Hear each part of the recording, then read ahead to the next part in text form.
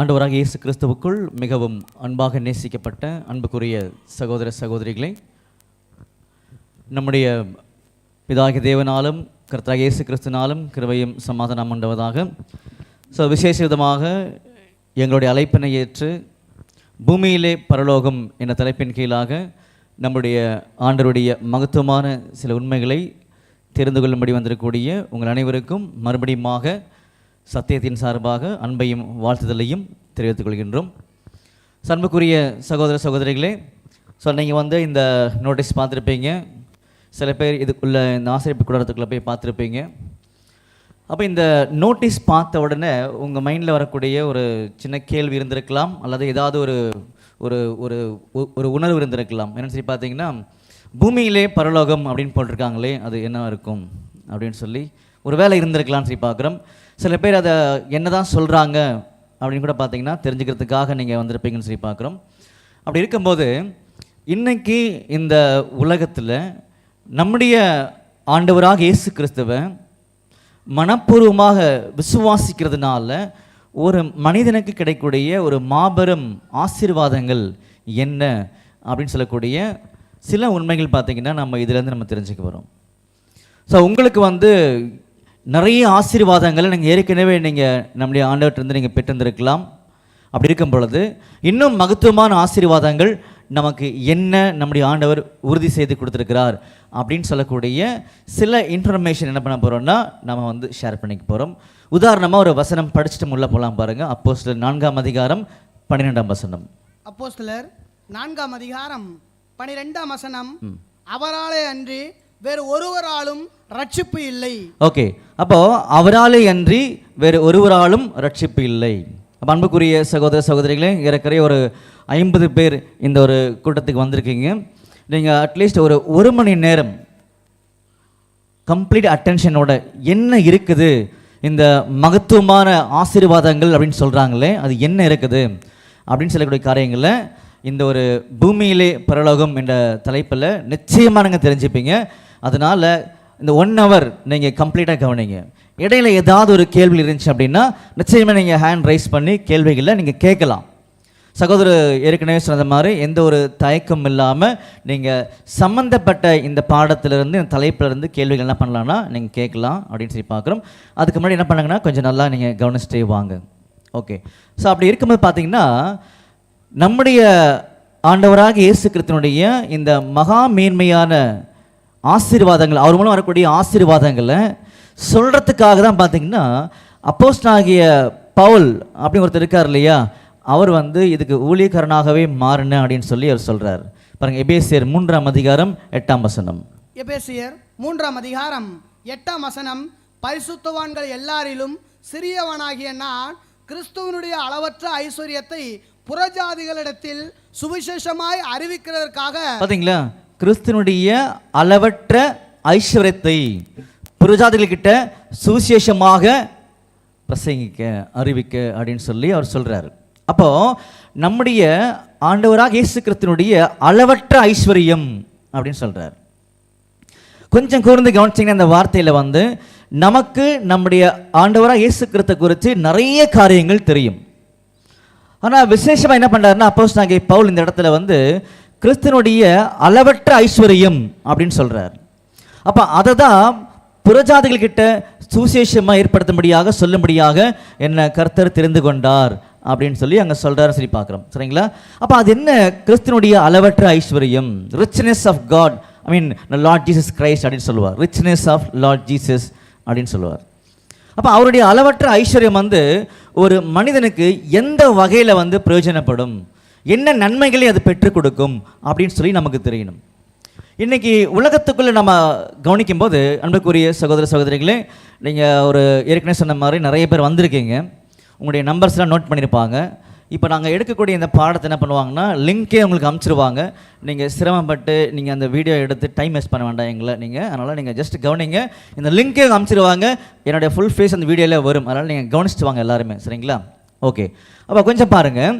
அப்போது நம்முடைய ஆண்டவர் இயேசு கிறிஸ்துவினுடைய இந்த ஒரு அளவற்ற ஐஸ்வர்யம் என்ன அப்படி நமக்கு தெரிய வரும் பொழுது இந்த உலகத்துக்கு நல்லா கவனிங்க. இந்த உலகத்துக்குள்ள நிறைய பாகுபாடுகள் இருக்குதா நம்மக்கிட்ட? பாகுபாடுகள் இருக்குதா இல்லையா?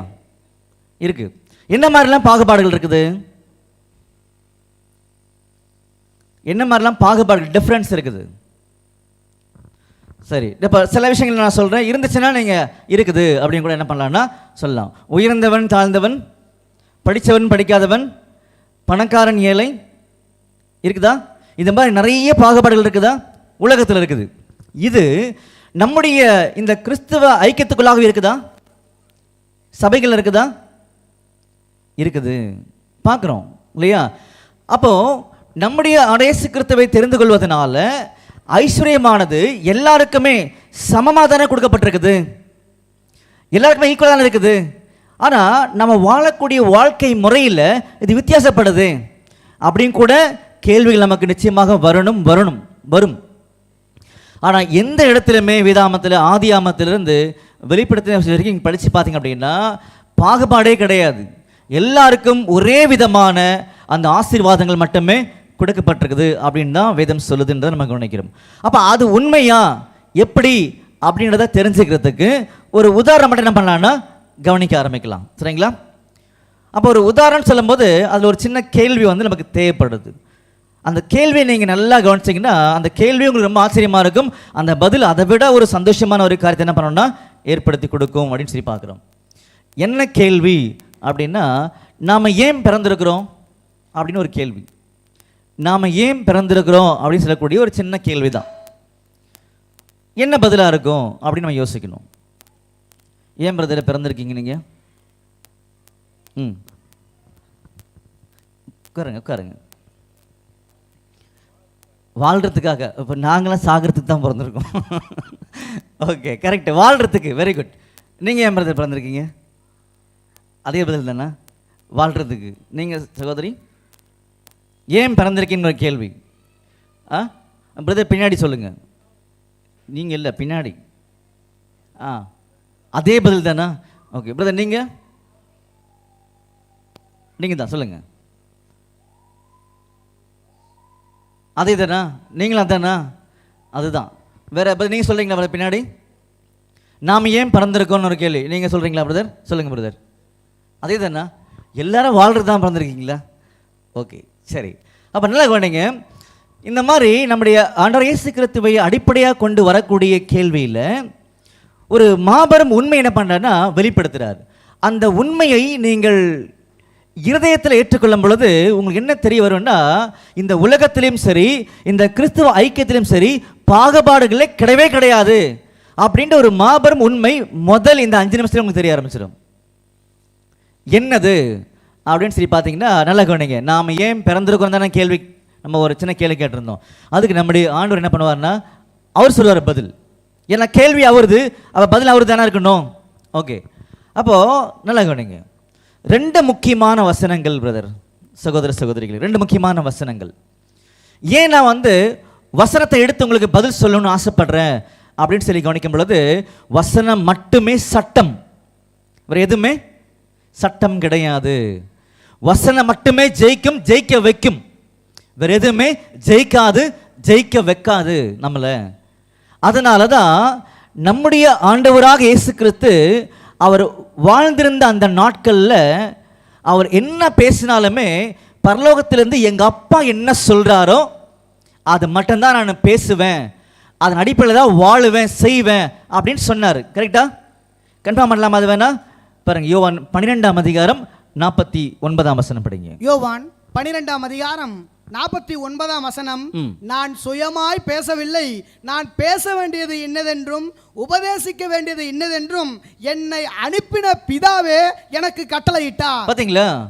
என்னை அனுப்பின பிதா என்ன சொல்றாரோ அதுதான் நான் பேசுவேன், அதன் அடிப்படையில் தான் செய்வேன், வாழ்வேன்றதை சொல்லி காமிச்சார். அப்போ அந்த மாதிரி இன்னைக்கு ஒரு உண்மை கிறிஸ்தவனாக அழைக்கப்பட்டிருக்கூடிய நாம எல்லாருக்குமே அடிப்படை எது அப்படின்னா, வேதம் என்ன சொல்லுதோ அதுதான் என்னுடைய சட்டமே தவிர வேறு எதுவுமே கிடையாது. அப்படிப்பட்ட ஒரு அழைப்புக்குள்ளாக தான் இன்னைக்கு நாம் எல்லாருமே கிறிஸ்தவர்களாக அழைக்கப்பட்டிருக்கிறோம். அப்படி அழைக்கப்பட்டிருக்கும் பொழுது பாகுபாடுகள் இல்லை, வித்தியாசங்கள் இல்லை அப்படின்ற வார்த்தையை மட்டும் நான் பயன்படுத்தினேன். அதை உறுதி செய்யலை இன்னும் வசனத்தை வச்சு. அப்போ அதை உறுதி செய்ய போகிறோம் கொஞ்சம் நேரத்தில் வசனத்தை வச்சு. அப்போ 2 முக்கியமான வசனங்கள் என்ன சொல்ல போகுது அப்படின்னு சொல்லி கவனிச்சிங்கன்னா, நாம் ஏன் பிறந்திருக்கோம் அப்படின்ற உண்மையை காமிக்க போகுது. இது தெரியாமல் தயவு செய்து என்ன பண்ணிடாதீங்கன்னா, நீங்கள் உடனே இங்கேருந்து போயிட வேண்டாம். கவனிச்சுக்கோங்க, நாம் ஏன் பிறந்திருக்கோன்ற உண்மையை காமிக்க போகுது. இந்த கருத்தில் உங்களுக்கு மாற்று கருத்தே வராது. ஏன் அப்படின்னா இது கருத்து கிடையாது, இது உண்மையாக இருக்கும். அப்போது உண்மை அப்படின்னா அது எங்கே இருக்கணும்? வேதத்தில் இருக்கணும். வேற எங்கேயாவது இருந்துச்சுன்னா அதுக்கு என்ன கிடையாது, உண்மை கிடையவே கிடையாது. வேதத்தில் என்ன இருக்குதோ அது மட்டும்தான் உண்மையை தவிர வேறு எதுவுமே கிடையாது. அப்போ நம்ம ஏன் பிறந்திருக்கோன்றதுக்கு 2 வசனங்கள், சரிங்களா? ரோமர் 8ஆம் அதிகாரம் 29ஆம் வசனம் படிங்க. ரோமர் 8ஆம் அதிகாரம் 29ஆம் வசனம். தம்முடைய குமாரன் அநேக சகோதரருக்குள்ளே முதற் பேரானவராய் இருக்கும் பொருட்டு தேவன் எவர்களை முன்னறிந்தாரோ அவர்களை தமது குமாரனுடைய சாயலுக்கு ஒப்பாய் இருப்பதற்கு முன் குறித்திருக்கிறார். பாத்தீங்களா? தேவன் யார் யாரையெல்லாம் முன் குறித்தாரோ அவர்களை தம்முடைய குமாரனுடைய சாயலுக்கு ஒப்பாக இருப்பதற்கு தான் முன் குறித்திருக்கிறார் அப்படின்னு சொல்றார். ஒருவேளை இந்த பூமியில கூடிய ஜனங்களை இந்த வசனத்தின் அடிப்படையில் தேவன் முன் குறித்திருக்கிறார் அப்படின்னா அவங்க இந்த பூமியில பிறக்கணும் இல்லையா, வரணும் இல்லையா பூமியில்? அப்படி பூமியில பிறந்துட்டாங்க அப்படின்னா அவங்க யார் மாதிரி மாறணும்? யார் மாதிரி மாறணும்? பாருங்க, கலாத்தியர் 4ஆம் அதிகாரம் 19ஆம் வசனம். கலாத்தியர் 4ஆம் அதிகாரம் 19ஆம் வசனம். என் சிறு பிள்ளைகளே, கிறிஸ்து உங்களிடத்தில் உருவாகும் அளவும். பாத்தீங்களா? என் சிறு பிள்ளைகளே, கிறிஸ்து உங்களிடத்தில் உருவாகும் அளவும். அப்ப நம்மகிட்ட யார் உருவாகணும்? கிறிஸ்து உருவாகணும். புரிஞ்சுங்களா? இந்த அழைப்பு எல்லாருக்குமே ஒரே மாதிரி அழைப்பு தான்.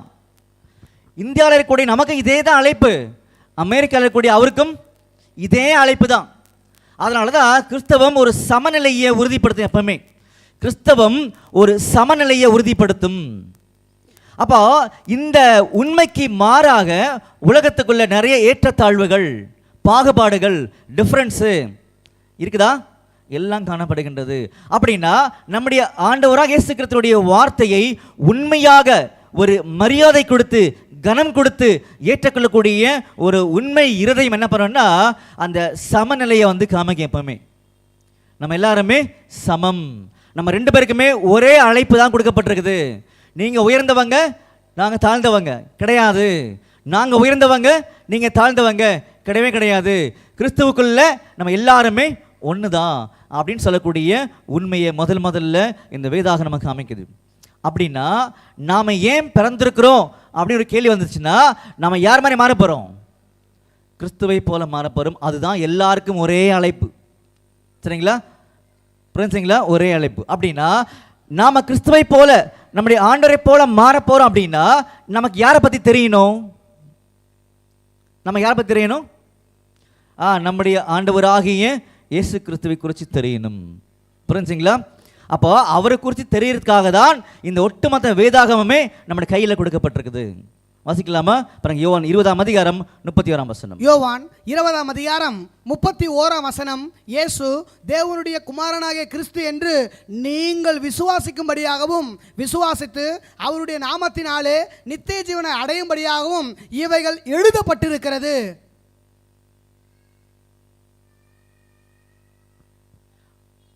ஓகே, நல்லா கவனிங்க. மறுபடியும் படிங்க வசனத்தை. இயேசு தேவனுடைய குமாரனாகிய கிறிஸ்து என்று நீங்கள் விசுவாசிக்கும்படியாகவும் விசுவாசித்து அவருடைய நாமத்தினாலே நித்திய ஜீவனை அடையும்படியாகவும் இவைகள் எழுதப்பட்டிருக்கிறது. ஓகே, அப்படின்னா இந்த வேதாகமம் எதுக்காக எழுதப்பட்டிருக்கு அப்படின்னா நம்முடைய ஆண்டவராக இயேசு கிறிஸ்துவை விசுவாசிக்கிறதுக்காக தான் இந்த வேதாகமம் கொடுக்கப்பட்டிருக்குது. ஏன் நம்முடைய இயேசு கிறிஸ்துவை குறித்து நம்ம அதிகமாக தெரிஞ்சுக்கணும் அப்படின்னு சொல்லி பார்க்கும் பொழுது நாம் அவர் மாதிரி மாற போகிறோம். புரிஞ்சுங்களா? அப்படின்னா நல்லா கவனிச்சுக்கோங்க. இன்னைக்கு உலகம் போயிட்டு இருக்கக்கூடிய இந்த போக்கு ஒரு ஆசீர்வாதத்துக்குள்ள போயிட்டு இருக்குதா, ஒரு அழிவுக்குள்ள போயிட்டு இருக்கான்னு ஒரு கேள்வி வந்தா நம்ம என்ன பதில் சொல்லலாம்? எல்லாம் போயிட்டு இருக்குது, அழிவுக்குள்ள போயிட்டு இருக்குது. இது எல்லாருக்குமே மிக தெளிவாக தெரிந்த ஒரு உண்மை. சரிங்களா? உலகமே இது ரொம்ப அருமையான பண்ணிட்டு இருக்காங்கன்னா புரிஞ்சு வச்சிருக்கிறாங்க. அப்போ இனி வரக்கூடிய நாட்களில் ஒரு மிகப்பெரிய அழிவுகளை தான் ஒட்டுமொத்த உலகமே சந்திக்க போகுது.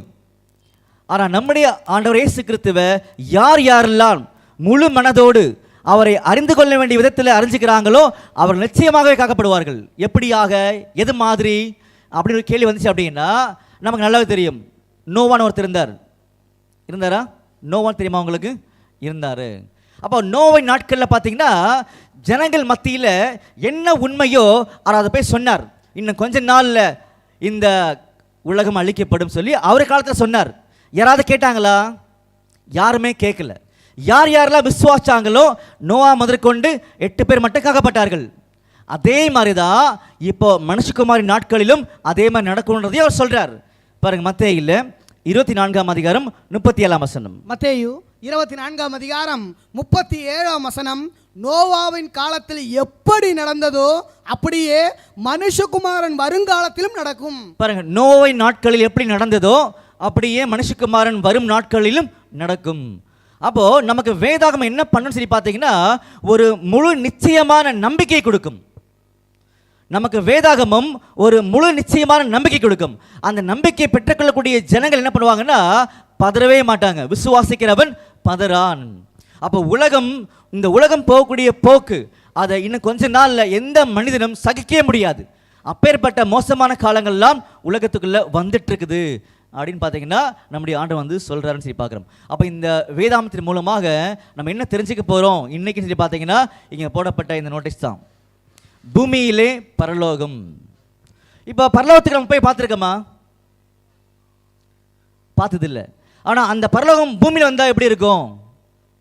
அந்த பரலோகம் பூமியில் வந்தால் எப்படி இருக்கும் அப்படின்ற ஒரு ஆச்சரியமான ஒரு நம்பிக்கையோட பார்த்தீங்கன்னா நம்பிக்கையை வந்து நம்ம இந்த பாடத்தின் மூலமாக தெரிஞ்சுக்க போகிறோம். அப்போ முதல் பாயிண்ட்டு நீங்கள் என்ன புரிஞ்சுக்கிட்டீங்கன்னு சொல்லி கவனிக்கும் பொழுது நம்ம ஏன் பிறந்திருக்கோம் அப்படின்ற ஒரு உண்மையை பார்த்துட்டோம். ஏன் பிறந்திருக்கோம்?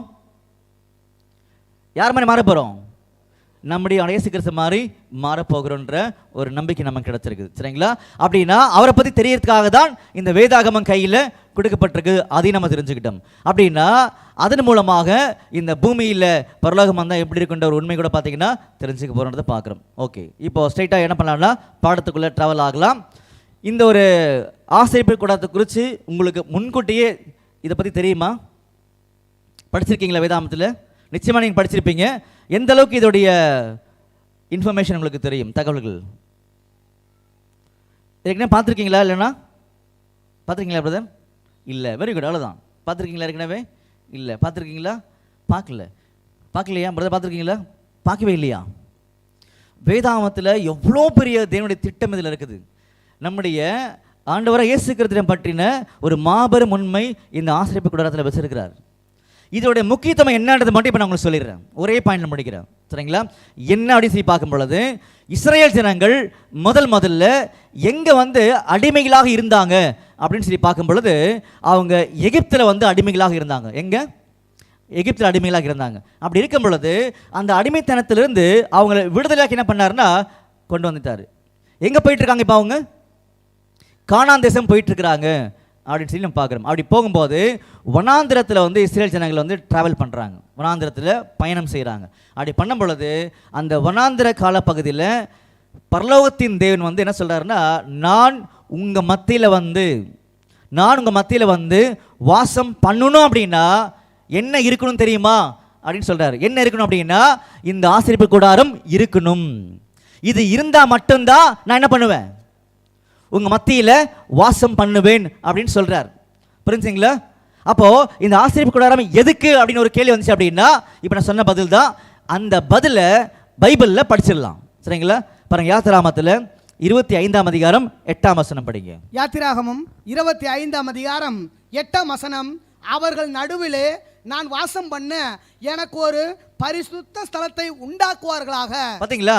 அவர்கள் நடுவிலே நான் வாசம் பண்ண எனக்கு ஒரு பரிசுத்த ஸ்தலத்தை உண்டாக்குவார்களாக. ஒரு வசனம் இல்லையா? அடுத்த வசனம் லேவியராகமத்தில் 26:11. லேவியராகமம் 26ஆம் அதிகாரம் 11ஆம் வசனம். உங்கள் நடுவில் என் வாசஸ்தலத்தை ஸ்தாபிப்பேன். ஓகே, உங்கள் நடுவில் என் வாசஸ்தலத்தை ஸ்தாபிப்பேன். நல்லா கவனிச்சுக்கோங்க. இஸ்ரேல் ஜனங்கள் எகிப்தில் அடிமையாக இருந்தாங்க, கானான் தேசத்துக்கு போகிறாங்க.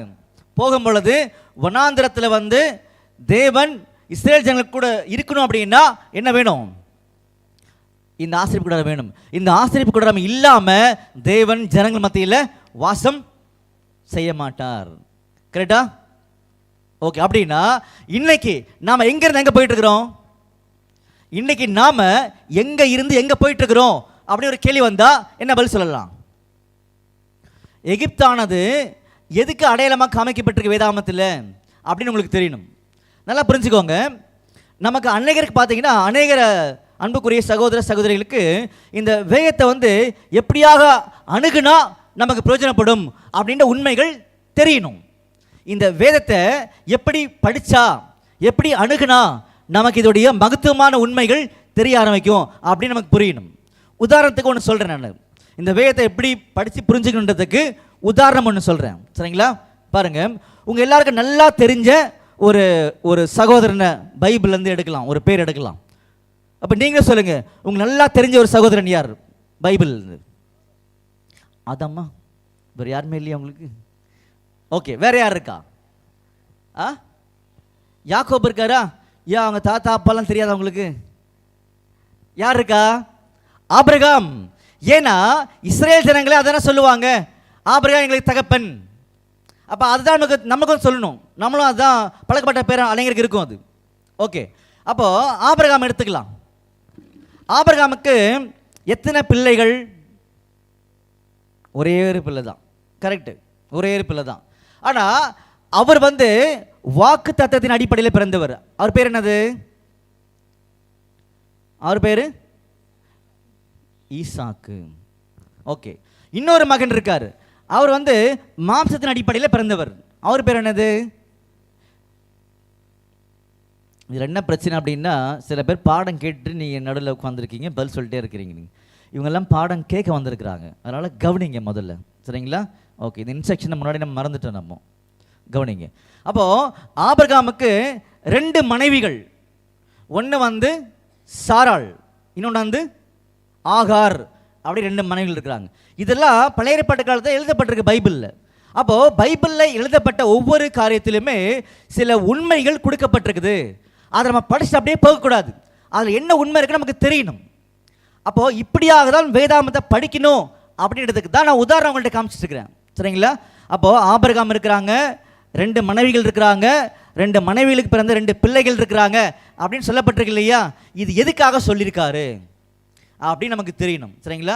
இதை தான் அப்போஸ்தலனாகிய பவுல் விளக்கம் காமிக்க போறாரு, விளக்கம் கொடுக்குறார் நமக்கு. படிக்கலாமா? பாருங்க, கலாத்தியர்ல 4ஆம் அதிகாரத்தில் 22ஆம் வசனம் படிக்கலாம். கலாத்தியர் 4ஆம் அதிகாரம் 22ஆம் வசனம் முதல், ஆபிரகாமுக்கு 2 குமாரர் இருந்தார்கள் என்று எழுதியிருக்கிறது. பாருங்க, ஆபிரகாமுக்கு 2 குமாரர்கள் இருந்தார் என்று எழுதியிருக்கிறது. பாருங்க, மைண்ட்ல நீங்க அந்த வசனம் படிக்கும் போது நீங்க சிந்தனையில் அதை வாங்குங்க. முதல்ல படிங்க. ஒருவன் அடிமை ஆடவரிடத்தில் பிறந்தவன், ஒருவன் சுயாதீனம் உள்ளவரிடத்தில் பிறந்தவன். ஓகே, ஒருவன் அடிமையான இடத்துல பிறந்தவன், ஒருவன் பார்த்தீங்கன்னா சுயாதீனம் உள்ள ஒரு ஸ்திரீ கிட்ட பிறந்தவங்கன்னு சொல்றாங்க, சரிங்களா? ஒரு நிமிஷம், அன்புக்குரிய சகோதரர்களே, சில உண்மைகள் வெளிவரத்துக்கு முன்னாடியே நீங்க வெளியில போயிடாதீங்க. நீங்க வெளியில போகாம ஆண்டோட உண்மையை தெரிஞ்சுக்கணும் அப்படின்னா, நான் ஒரு 9 மணிக்கு சொல்ல வேண்டிய ஒரு சின்ன ஒரு கேள்வியை இப்பயே சொல்லிடுறேன் உங்ககிட்ட. இப்போ டைம் என்ன? இப்போ 7:30, சரி 8:30 வச்சுக்கலாம். 8:30 மணிக்கு கேட்க வேண்டிய கேள்வியை இப்போ கேட்டுறேன். ஏன்னா இந்த கேள்வியை கேட்டால் நீங்கள் வெளியே போக மாட்டீங்க. பாடம் முடிவு வரைக்கும் நீங்கள் உட்காந்துருப்பீங்க. யாரும் போகலை, சொல்கிறேன் என்ன கேள்வி அப்படின்னு சொல்லி பார்க்கும் பொழுது, இன்றைக்கி இந்த வேதாகம் எதுக்காக கொடுக்கப்பட்டிருக்குது? நம்முடைய ஆண்டவர் இயேசு கிறிஸ்துவை பற்றின உண்மைகளை தெரிந்து கொள்வதற்கு. இந்த வேதம் உண்மை தானே? வேதம் உண்மை தானே? நம்புறீங்களா? நம்புறீங்கன்னா கை தூக்குங்க. அமேன். நம்புகிறோம், எல்லாருமே நம்புறோம். Very good. வந்திருக்கா 60 பேர் நம்புறீங்க வேதாந்தம், சூப்பர். அதனால் வந்திருக்கீங்க, சந்தோஷம். என்ன கேள்வி அதில்?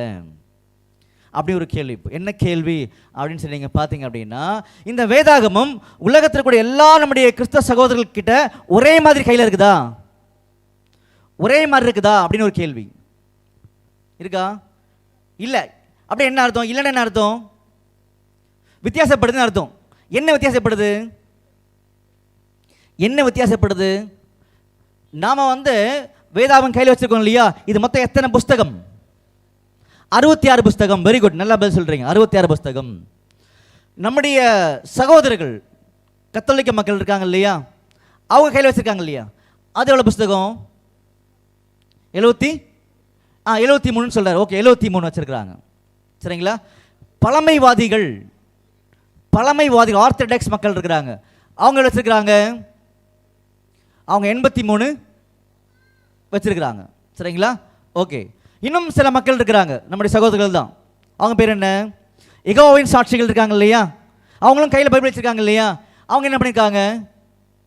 அவங்க தனியாக பைபிளே போட்டாங்க புதுசாக. சரிங்களா? இப்போ எத்தனை பார்த்துருக்கோம்?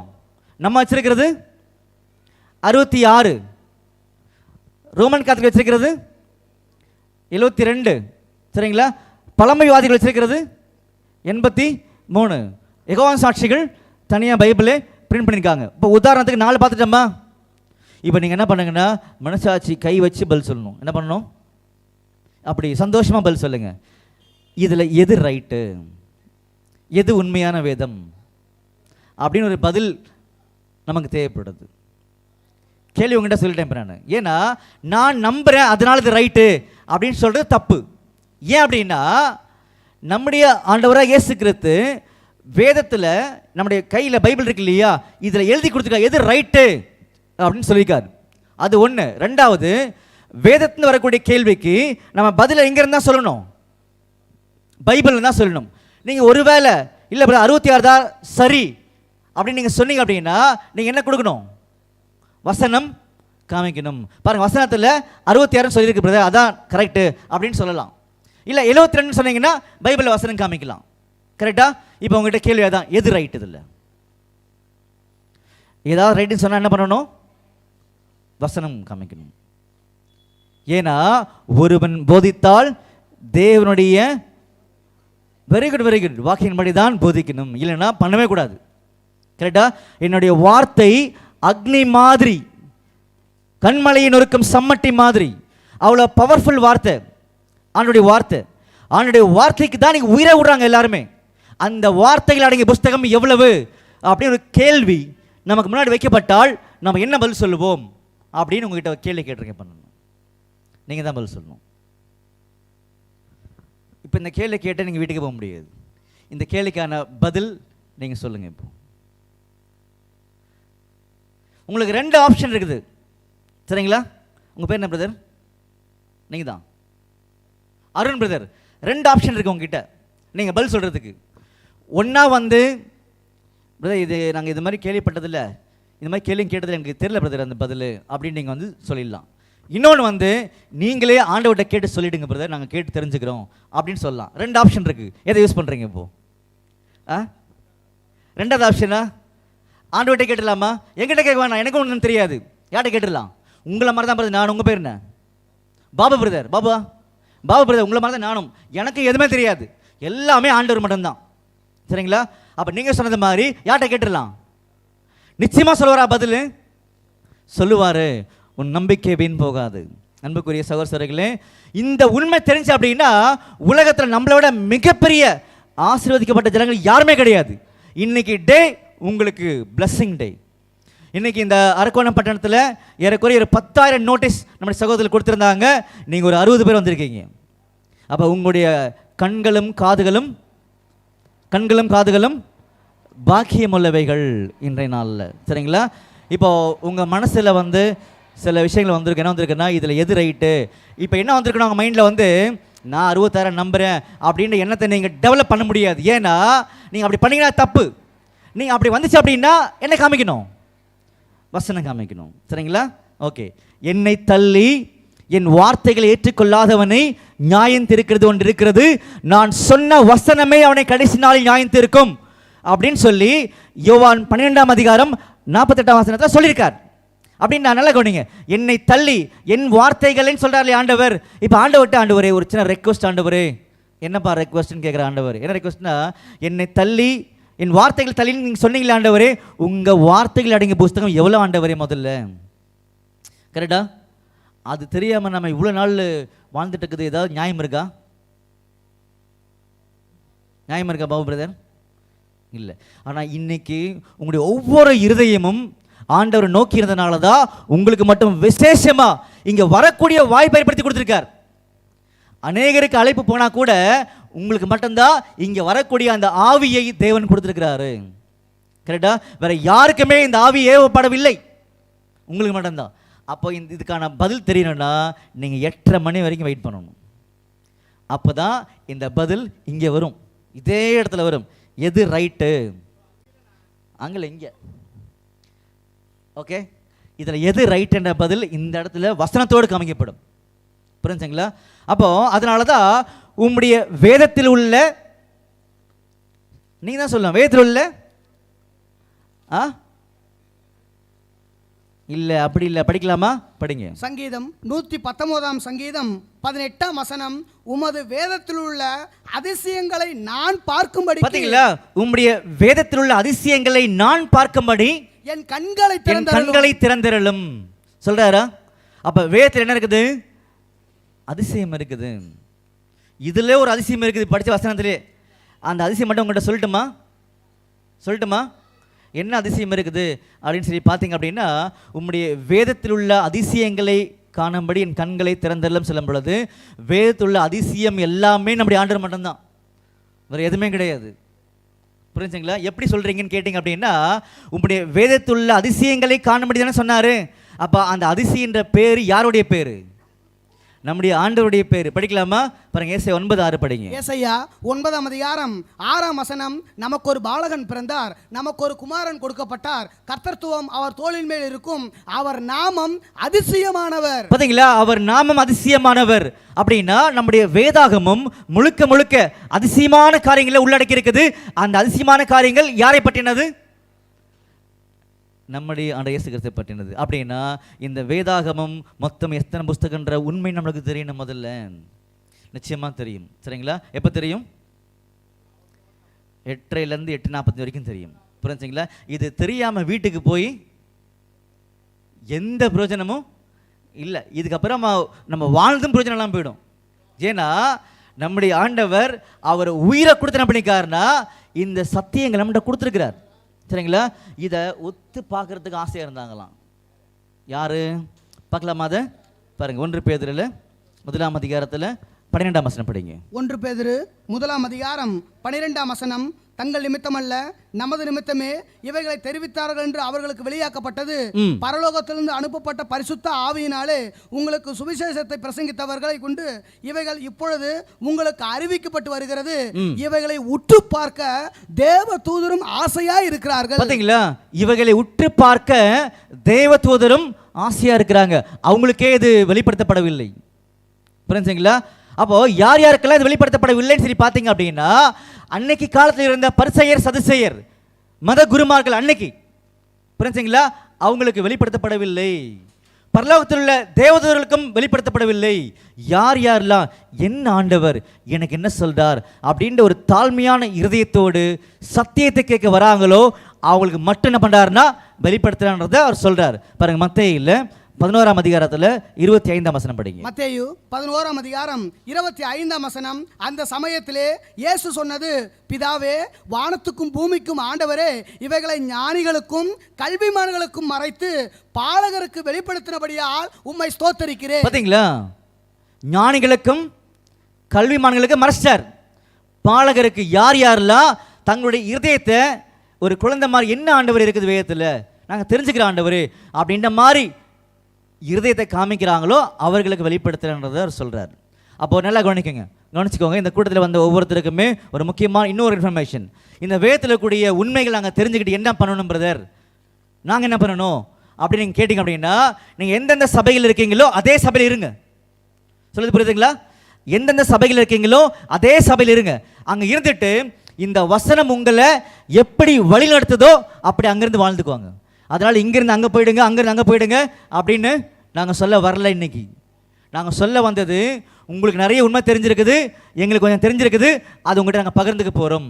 அதுதான் வந்திருக்கோம். புரிஞ்சுங்களா? அப்படின்னா இன்னும் கொஞ்ச நேரத்தில் இந்த வேதத்தில் உள்ள ரொம்ப முக்கியமான அதிசயமான காரியங்கள் உங்கள் கண்ணுக்கு முன்னாடி காமிக்கப்படும். சரிங்களா? அப்போ இன்னைக்கு கூட்டத்துக்கான நோக்கம் வந்து பூமியிலே பரலோகம். இது எங்கே இருக்குது இந்த வசனம் முதல்ல அப்படின்னு சொல்லி பார்க்கும்போது பாருங்கள், எபிரேயரில் 8 அதிகாரத்தில் 1:5 படிங்க. எபிரேயர் 8 அதிகாரம் 1 வசனம் முதல்,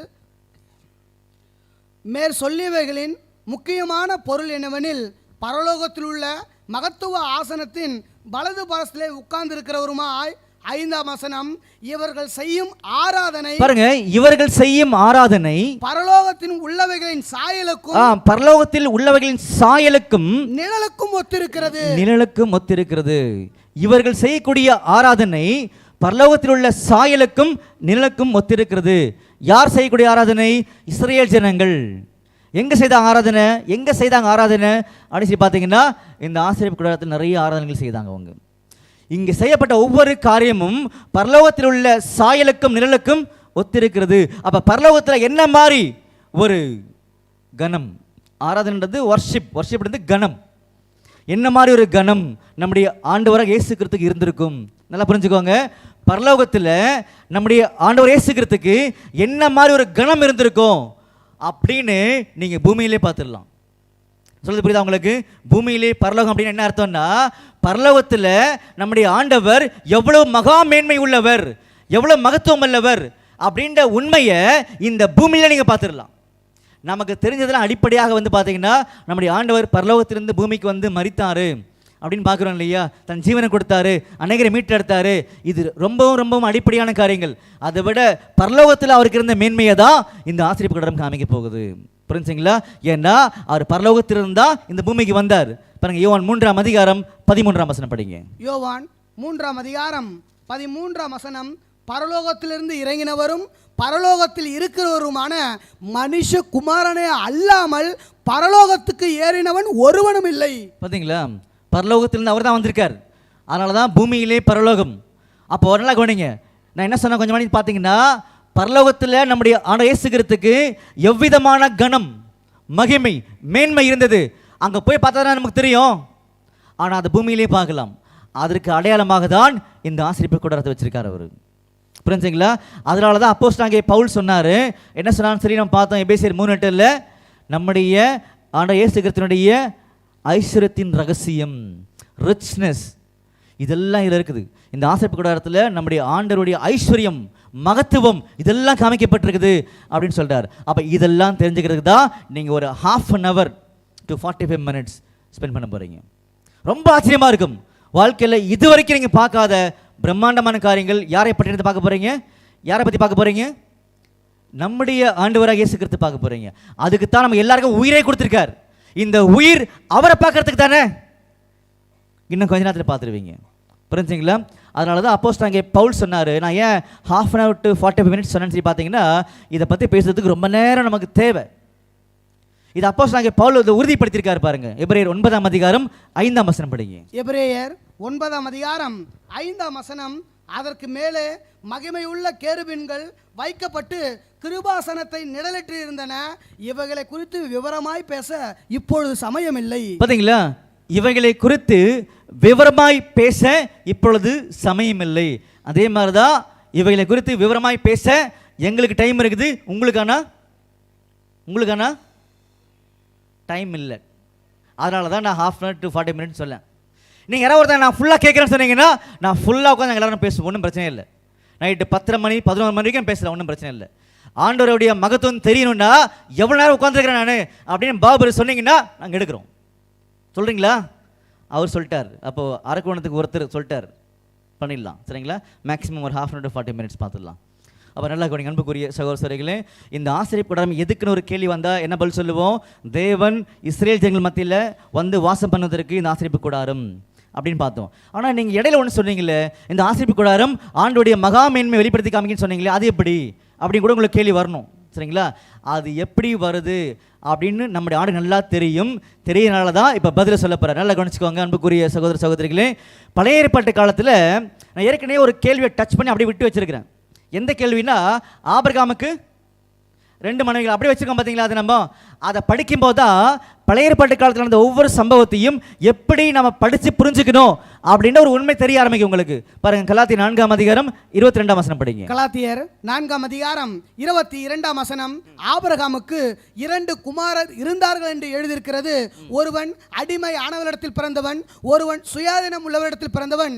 அடிமை ஆனவரிடத்தில் பிறந்தவன் மாம்சத்தின்படி பிறந்தான், சுயாதீனம் உள்ளவரிடத்தில் பிறந்தவன் வாக்குத்தத்தத்தின்படி பிறந்தான். இவைகள் ஞானார்த்தம் உள்ளவைகள். பார்த்தீங்களா? இவைகள் ஞான அர்த்தம் இருக்குது. சாதாரண ஒரு மனித அறிவோடு படித்தா அது புரியாது. ஏன்னா இது ஞான அர்த்தம் உள்ளவைகள். அப்போ வேதாமத்தில் ஆதியாமத்திலிருந்து வெளிப்படுத்தின வரைக்கும் சொல்லப்பட்ட ஒவ்வொரு வார்த்தைக்குள்ளேயும் என்ன இருக்கும்? ஞான அர்த்தம் இருக்கும். அதை அப்படிதான் படிக்கணுமே தவிர சாதாரண ஒரு மனித அறிவில் படித்தோம் அப்படின்னா நிச்சயமாகவே பூமியில் பரலோகம் நமக்கு தெரியவே தெரியாது, புரியவும் முடியாது. ஆண்டோடைய மகத்துவம் கண்டுபிடிக்க முடியாமல் போயிடும். அதனால் வந்திருக்கூடிய அநேக இந்த 70 பேர் வந்திருக்கீங்க. 70 பேருமே ஆண்டோடைய விசேஷமான ஆவியை பெற்றதுனால தான் அந்த அழைப்புக்குள்ளே வந்திருக்கீங்க இந்த பாடம் கேட்கறதுக்காக. சரிங்களா? இன்னும் கொஞ்ச நேரத்தில் பூமியிலேயே பரலோகத்தினுடைய மகாமேன்மையை புரிய ஆரம்பிச்சிடும். சரியும் பார்க்குறோம். அப்போ நல்லா கவனிங்க. இப்போ என்ன புரிஞ்சுக்கிட்டோம் அப்படின்னா ஒவ்வொரு இடத்துலையும் என்ன புரிஞ்சுட்டோன்றதை உறுதிப்படுத்திட்டே போயிடலாம். இப்போ என்ன புரிஞ்சுக்கிட்டீங்க அப்படின்னா வேதாமத்தை நாம் படித்த மாதிரி படிக்கக்கூடாது. ஒவ்வொரு காரியத்துக்குள்ளேயும் என்ன இருக்குது? ஞான அர்த்தம் இருக்குது. இதை இன்னொரு இடத்துல சொல்லி உறுதிப்படுத்தட்டுமா இல்லை அப்படி விட்டுட்டு போயிட்டுமா? போதுமா? இது என்ன சொல்லட்டுமா? இன்னொன்று சொல்லவா? ஓகே. நம்முடைய ஆண்டவர் இயேசு கிறிஸ்து எந்த இடத்துல எந்த ஊரில் மரிச்சார் அப்படின்னு ஒரு கேள்வி. வேணா என்ன விட்டுருங்க ப்ளீஸ். சொல்லுங்க சார், எங்கே மரிச்சாரு? எருசலேம் தானே. இது ஒரு கேள்வியா? இது எல்லாருக்குமே தெரியுமே அப்படின்னு நீங்கள் சொல்லும் பொழுது இல்லை, அவசரப்படாதீங்க. படிக்கலாமா? பாருங்கள், வெளிப்படுத்தின விசேஷம் 11ஆம் அதிகாரம் 8 படிங்க. வெளிப்படுத்தின விசேஷம் 11ஆம் அதிகாரம் 8ஆம் வசனம். அவர்களுடைய உடல்கள் மகாநகரத்தின் விசாலமான வீதியிலே கிடக்கும்.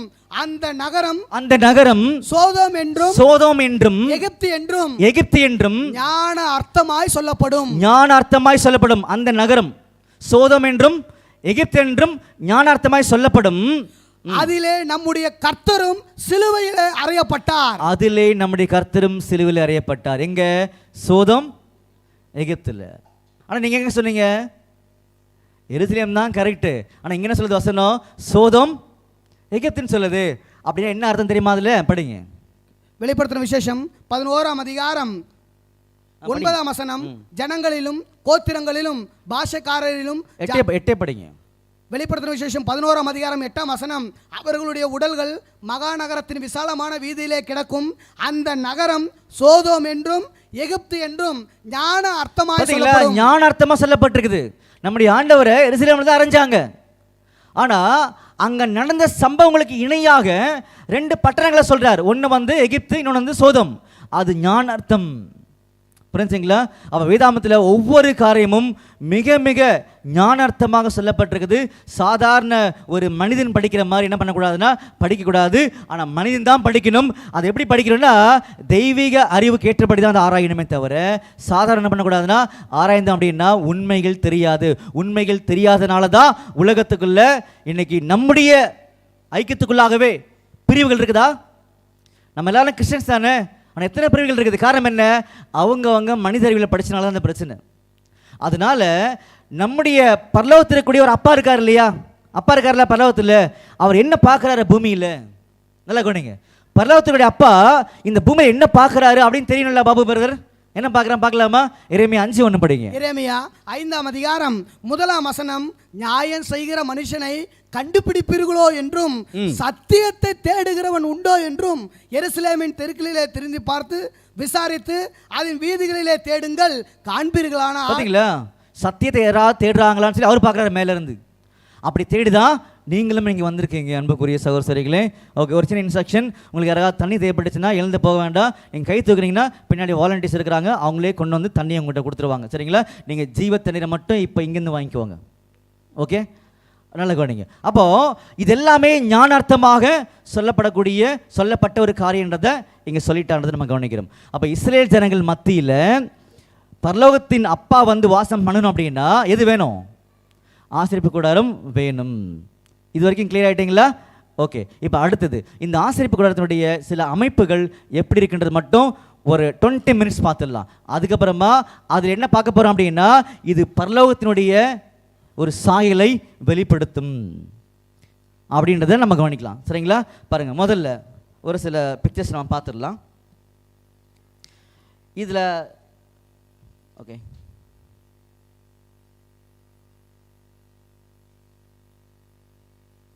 செக் பண்ணுங்க. இது ஒரு நிமிஷம். இங்கே வாங்க அசோக், இங்கே வாங்க.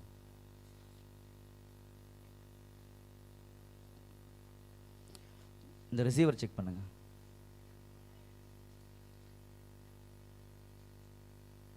Okay okay. இப்போ இதில் எது ஆசரிப்பு கூடாரம் அப்படின்னு நமக்கு தெரியணும். உங்களுக்கு பிக்சர் தெரியுதா? இங்கே இதில் எது ஆசரிப்பு கூடாரம் முதல்ல அப்படின்னு தெரிஞ்சுக்கோங்க. நீங்கள் ஏன் தெரிஞ்சக்கூடிய ஒரு எண்ணத்தை வளர்த்துக்க போகிறீங்க அப்படின்னா, இன்றைக்கி நம்ம மத்தியிலையும் யார் வந்து வாசம் பண்ணணும்னா இது நம்ம என்னன்னு தெரியணும். இது தெரியாமல் அவர் வாசம் பண்ணதுக்கு வாய்ப்பே கிடையாது.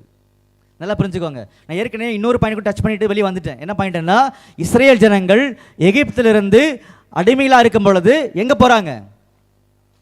கானான் தேசம் போகிறாங்க. அதே மாதிரி எகிப்து என்பது அடிமைத்தனத்தின் வீடு. அப்போ நாமளும் இந்த அடிமைத்தனத்தின் வீடாகிய இந்த உலகத்திலிருந்து எங்கே போகிறோம்? இப்போ கானான் தேசத்துக்கு போகிறோம். போகக்கூடிய வழியில் அப்பா நம்ம கூட வாசம் பண்ணணும் அப்படின்னா எது இருந்தே ஆகணும்? இது இருந்தே ஆகணும். புரிஞ்சுங்களா? லைட் ஆஃப் பண்ணி விட்டுருங்க பிரதர். இல்லைன்னா ஆஃப் பண்ணிவிடுங்க. அவங்களுக்கும் டிஸ்டர்பன்ஸ், நமக்கு டிஸ்டர்பன்ஸ் அது. அப்போது இதில் எது ஆசிரிப்பு கூடாதுன்னு சொல்லி உங்களுடைய பார்வைக்கு வந்து கொஞ்சம் தெரிஞ்சிச்சுன்னா நல்லாயிருக்கும். எது ஆசிரிப்பு கூடாரம் அப்படின்னு சொல்லி பார்க்கும்போது நல்லா கவனிச்சுக்கோங்க. இதோட சில இன்ஃபர்மேஷன் வந்து உங்களுக்கு ஏற்கனவே தெரியலன்னு சொன்னதுனால இப்போ நான் அப்படியே பதில் மட்டும் சொல்லிட்டு போகிறேன் ஃபர்ஸ்ட் ஸ்டாண்டர்ட். சரிங்களா? நல்லா கவனிங்க. இதில் எது ஆசிரிப்பு கூடாரம்னு சொல்லி கவனிக்கும் போது பாருங்கள், இதுதான் ஆசிரிப்பு கூடாரம்.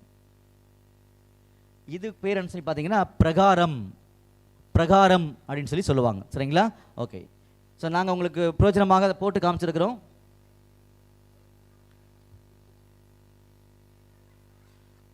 ஆசிரிப்பு கூடாரம், இது வந்து பிரகாரம். சரிங்களா? இதெல்லாம் என்ன, இது என்ன, இந்த காம்பவுண்ட் வால் என்ன, இது என்னது, இதெல்லாம் நம்ம பார்த்துடலாம். 20 மினிட்ஸில் முடிச்சிருவோம், கவலைப்படாதீங்க. சரிங்களா? அடுத்தது, ஸோ நெட்வொர்க் கொஞ்சம் ஸ்லோவாக இருக்கனால ஸ்லோவாக வரும், வெயிட் பண்ணுங்கள். சரிங்களா?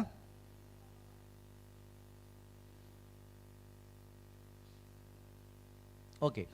இது என்னது அப்படின்னு சொல்லி கவனிக்கும் பொழுது, ஆசரிப்பு கூடாரத்துக்கு உள்ள, இது ஆசரிப்பு கூடாரம் இல்லையா, இதுக்குள்ள 2 முக்கியமான பாகங்கள் இருக்குது, கம்பார்ட்மெண்ட் இருக்குது. அதில் முதல் பாகம் தான் என்னன்னு பேர்? முதல் பாகம் வந்து மகா பரிஸ்தலம், 2ஆம் பாகம் பரிஸ்தலம். சரிங்களா? இப்படி தான் நீங்கள் உள்ளே வருவீங்க. உள்ளே வரும்போது இதுதான் முதலாம் பாகம், இது வந்து பரிஸ்தலம். 2வது பாகம் பார்த்தீங்கன்னா மகா பரிஸ்தலம் அப்படின்னு சொல்லக்கூடிய 2 அறைகள், பகுதிகள் இருக்குதுன்றதை முதல்ல புரிஞ்சுக்கணும். சரி, பார்க்குறோம்.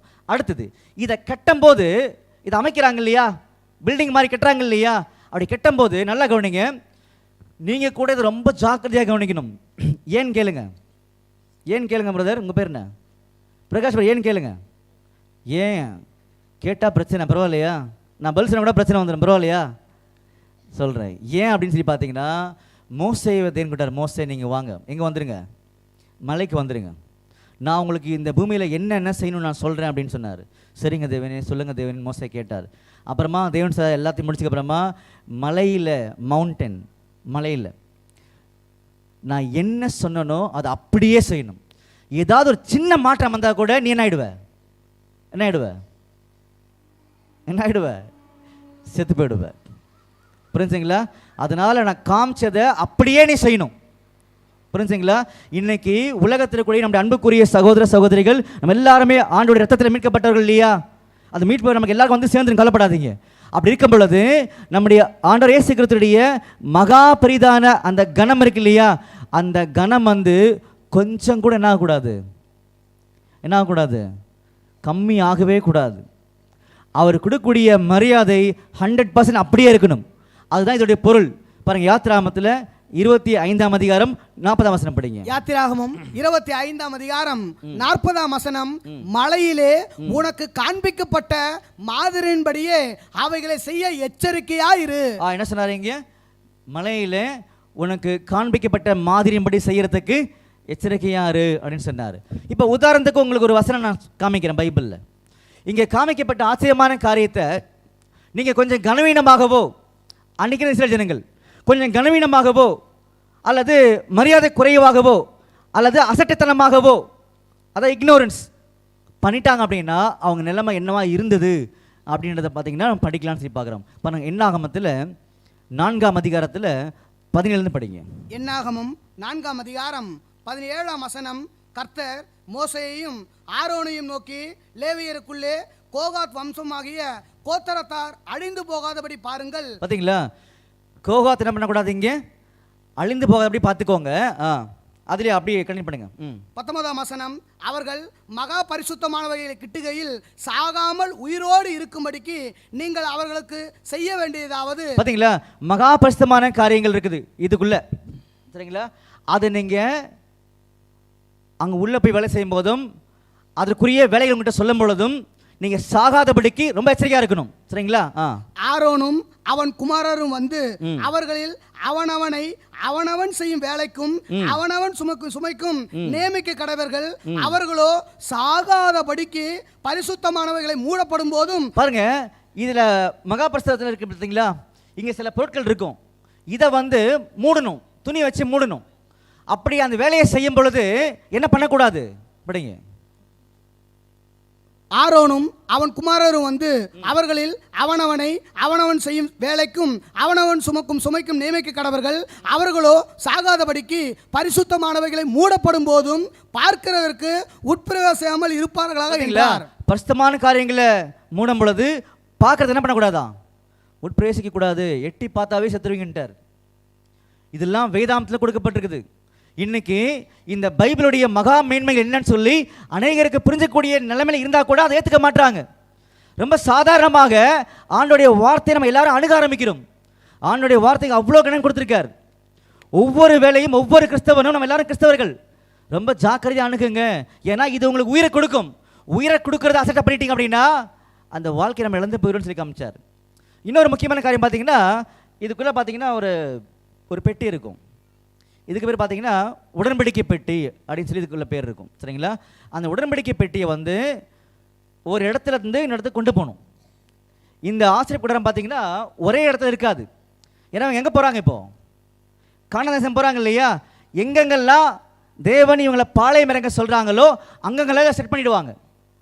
இப்போ இங்கே செட் பண்ணிட்டாங்க இல்லையா, இங்கே இருந்தால் அங்கே வேறு தூரம் இன்னும் ஒரு 10 கிலோமீட்டர் தள்ளி போகிறாங்கன்னா இங்கே கழட்டிட்டு கொண்டு போய் அங்கே என்ன பண்ணணும், மாட்டணும். அப்படி மாட்டும் போதுதான் இந்த வேலைகளை ஜாக்கிரதையாக செய்யணும்னு சொல்லி காமிச்சார். ஏன்னா எல்லாமே மகா பரிசுத்தமானது, இதில் தேவனுடைய தெய்வீகமான திட்டம் இருக்குது. அப்போ இந்த உண்மையை தெரிஞ்சுக்கும் போது நாமளும் ரொம்ப ஜாக்கிரதையாக அதை அணுகணும். நீங்கள் நம்பினாலும் சரி நம்பாட்டும் சரி, இன்னும் கொஞ்ச நாளில் ஒட்டுமொத்த உலகத்தில் ஒரு மிகப்பெரிய மாற்றத்தை நம்முடைய தேவன் செய்ய போகிறான்றதை சொல்லி காமிச்சிருக்கிறார். எப்படி ஒரு சாட்சி எங்களுக்கு காமிக்க முடியுமா அப்படின்னு யாராவது கேட்டிங்கன்னா ஒரு சாட்சி உங்களுக்கு காமிக்கிறேன் பைபிள்லேருந்து. இன்னும் கொஞ்ச நாளில் ஒட்டுமொத்த உலகத்திலையும் மாபெரும் மாற்றங்களை செய்ய போகிறாருன்னு சொல்லி நான் இப்போ சொல்கிறேன். எப்படி ஒரு சாட்சியை காமிக்க முடியுமா வேதாமத்திலேருந்து அப்படி யாராவது ஒருத்தங்க கை தூக்கிட்டீங்கன்னா நான் சொல்கிறேன் உங்களுக்கு. கை தூக்கிட்டார். என்ன சாட்சி அப்படின்னு சொல்லி பார்த்தீங்க அப்படின்னா, நம்முடைய ஆண்டவர் வந்து முதலாவது வருகையின் காலப்பகுதியில் வந்திருந்தார் இல்லையா, இஸ்ரேல் ஜனங்கள் மத்தியில் வந்திருந்தார் இல்லையா, அந்த ஜனங்களுக்கு பல ஆயிரம் வருஷங்களாக நன்மைகளை வந்து கொடுத்துட்டே இருந்தார் தேவன், சரிங்களா? அந்த நன்மைகளை அவங்க கூர்ந்து கவனிக்கவும் இல்லை, ஏற்றுக்கொள்ளவும் இல்லை.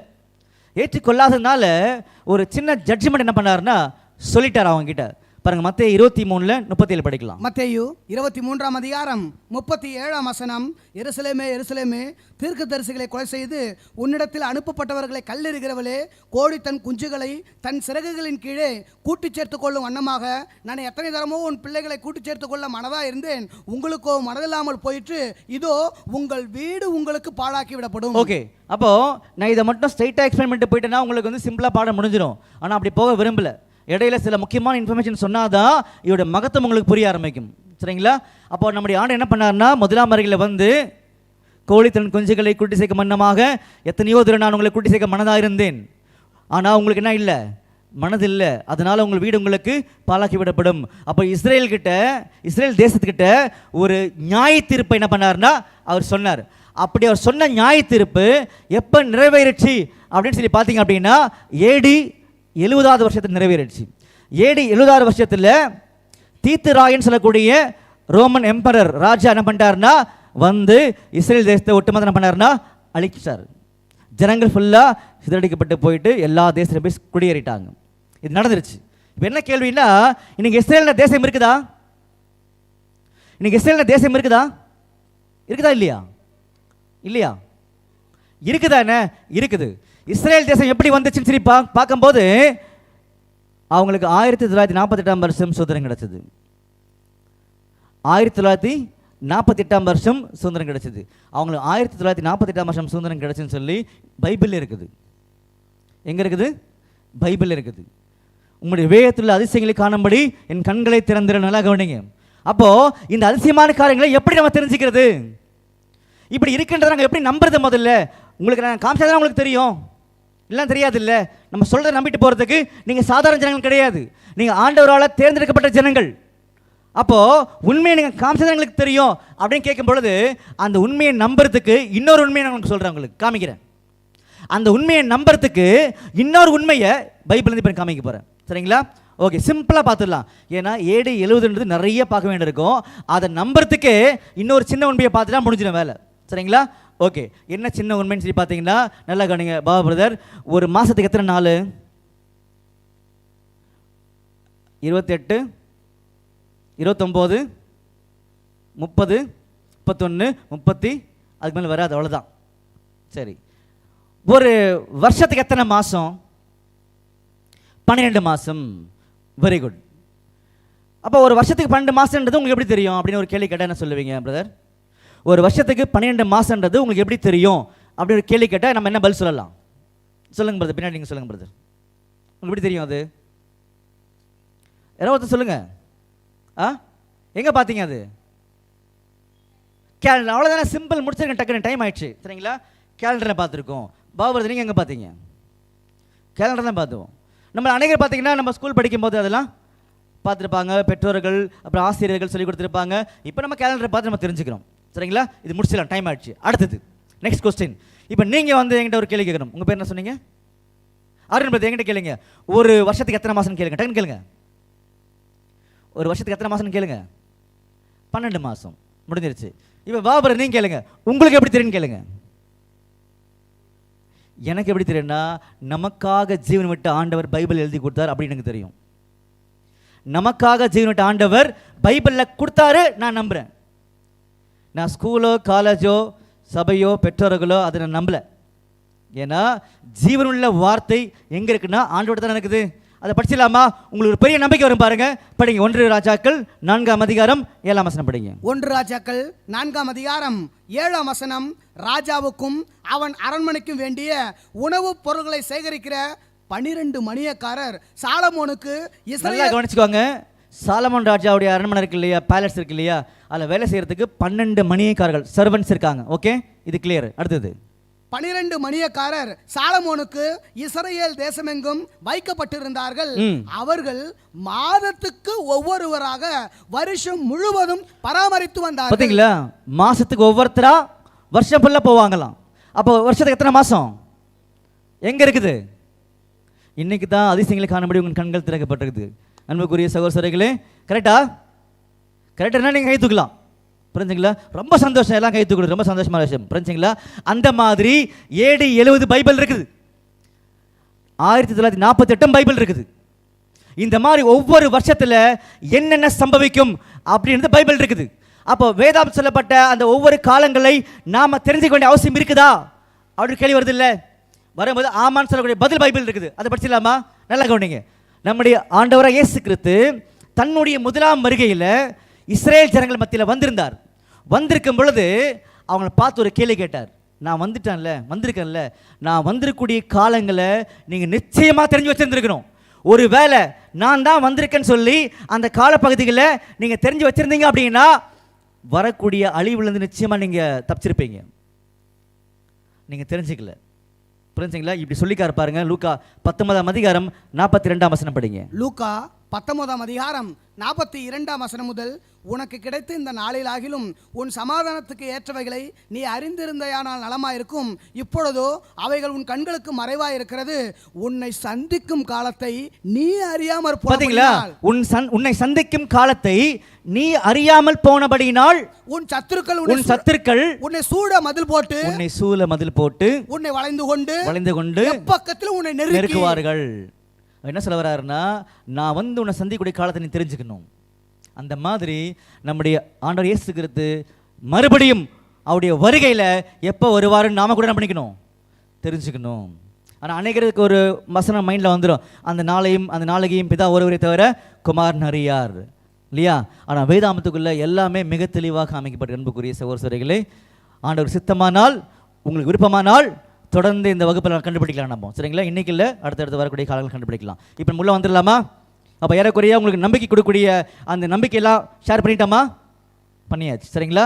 இப்போ உள்ளே வரும்பொழுது 2 முக்கியமான பாகங்கள் சரி பார்க்குறோம். ஒன்று பரிசுத்த ஸ்தலம், இன்னொன்று பார்த்தீங்கன்னா மகா பரிசுத்தலம். நம்முடைய ஆண்டவர் இயேசு கிறிஸ்து குறித்து நீங்கள் என்ன வேணால் கேளுங்க, எல்லா கேள்விக்குமே பைபிளில் பதில் இருக்குது. பைபிளில் பதில் இருக்குன்ற மட்டும் படிக்கலாமா? முதல்ல பாருங்க, யோவான் 5ஆம் அதிகாரம் 39ஆம் வசனம் படிங்க. யோவான் 5ஆம் அதிகாரம் 39ஆம் வசனம், வேத வாக்கியங்களை ஆராய்ந்து பாருங்கள், அவைகளால் உங்களுக்கு நித்திய ஜீவன் உண்டென்று எண்ணுகிறீர்களே, என்னை குறித்து சாட்சி கொடுக்கிறவைகளும் அவைகளே. பார்த்தீங்களா? வேத வாக்கியங்களை ஆராய்ந்து பாருங்கள், அவைகளால் தான் உங்களுக்கு நித்திய ஜீவன், என்னை குறித்து சாட்சி கொடுக்கிறவைகளும் அவைகளே. வேற யாருமே ஆண்டவர் குறித்து சாட்சி கொடுக்க வேண்டிய அவசியமே கிடையாது. பைபிளே சொல்லும் எல்லாமே. புரிஞ்சுங்களா? மனுஷனுடைய சாட்சியை நான் ஏற்றுக்கொள்ளேன் சொன்னார்ல பைபிள் அவர். அப்போ அன்புக்குரிய சகோதரர்களே, இந்த ஆசிரியர் கூடாரத்துடைய மகா மேன்மை இன்னும் கொஞ்ச நேரத்தை தெரிஞ்சிடும், கலப்படாதீங்க. சரி, இது ஒரு கம்பார்ட்மெண்ட், இது ஒரு பகுதி, இது ஒரு பகுதி. இப்போது இங்கே பாருங்கள், எத்தனை நம்பர் போட்டிருக்கீங்க? 20. Very good. அது என்ன 20 சொல்லி பார்த்தீங்கன்னா 20 பலகைகள். இந்த ஆசிரியர் கூடத்தை அமைக்கிறாங்க இல்லையா? ஒரு சைடில், இந்த சைடுக்கு பேர் பார்த்தீங்கன்னா நார்த் சைடு, வடக்கு சைடு.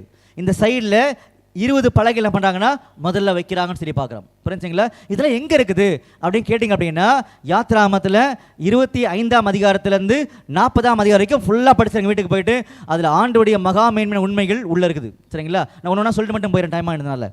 அப்போ 20 பலகைகள் இந்த சைடு வச்சுருக்காங்க. இது நார்த் சைடு, வடக்கு. இந்த பக்கம் பார்த்தீங்கன்னா தெற்கு. இங்கே எத்தனை பலகைகள் இருக்குது? அதே 20 தான் இருக்குது. சரிங்களா? இங்கே பாருங்கள், இங்கே எத்தனை இருக்குது? இங்கே 8 இருக்குது. இங்கே 6 இருக்கு இல்லையா? அங்கே பாருங்கள், இங்கே 1, இந்த கார்னர் 1, 8 பலகைகள் இருக்குது. முன்னாடி பார்த்தீங்கன்னா இங்கே பாருங்கள், எத்தனை இருக்கு? இங்கே எத்தனை இருக்கு? 5 இருக்குது. புரிஞ்சுங்களா? 5 பில்லர்ஸ் அங்கே இருக்குன்னு சொல்லி பார்க்குறோம். இங்கே எத்தனை இருக்குது? 4 இருக்குது. சரிங்களா? இதெல்லாம் எதுக்கு? இதில் என்ன இருக்குது? பூமியிலே பரலோகம், நம்முடைய ஆண்டவரை பற்றின மகா மேன்மையான உண்மைகள். உலகத்தில் ஒவ்வொரு சகோதரனும் சகோதரியும் ஒவ்வொரு உயிருமே தெரிந்து கொள்ள வேண்டிய உண்மை இதில் மறைஞ்சிருக்குது. புரிஞ்சுங்களா? இன்னும் கொஞ்ச நேரத்தில் சில சாம்பிள் மட்டும் உங்களுக்கு காமிச்சு பாடத்தை முடிச்சிருவோம், கலப்படாதீங்க. சரிங்களா? ஓகே. அப்போது இந்த 20 பலகைகள் இருக்கு இல்லையா? இந்த 20 பலகையில் ஒரு பலகை எடுத்துக்கலாம். ஒரு பலகை அதோடைய உயரம் என்ன, அகலம் என்ன அப்படின்னு பார்த்தீங்கன்னா நீங்கள் தெரிஞ்சுக்கும் பொழுது இன்னும் கூட ஆச்சரியமாக இருக்கும். அந்த கணக்கு மட்டும் பார்த்து வச்சுக்கோங்க, ஏன்றதை நீங்கள் கண்டுபிடிச்சிருவீங்க. சரிங்களா? பாருங்கள், அடுத்த பிக்சரை பார்க்கும்போது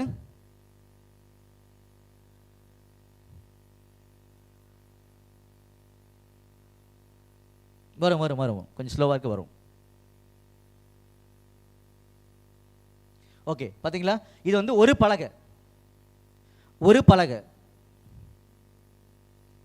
அந்த ஒரு பலகையுடைய ஒரு உயரம் இருக்கு இல்லையா?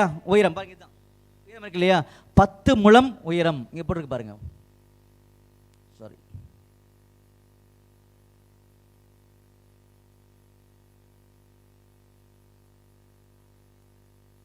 ஓகே, சரி.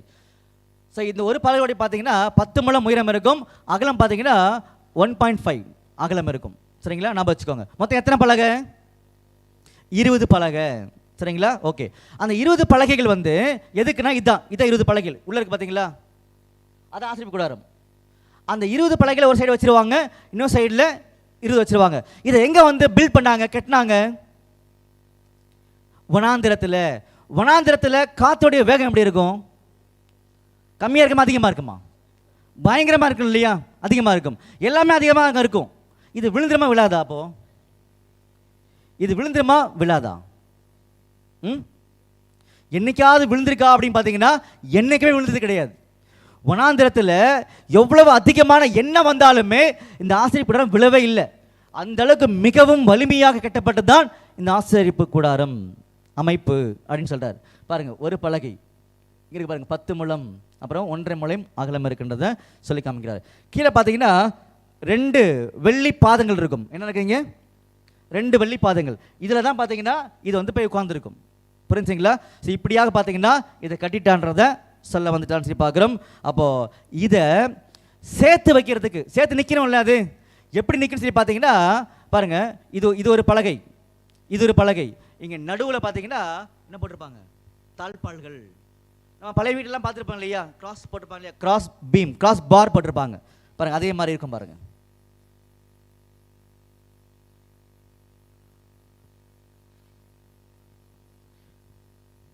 ஸோ நெட்வொர்க் ரொம்ப ஸ்லோவாக இருக்குது பாருங்கள்.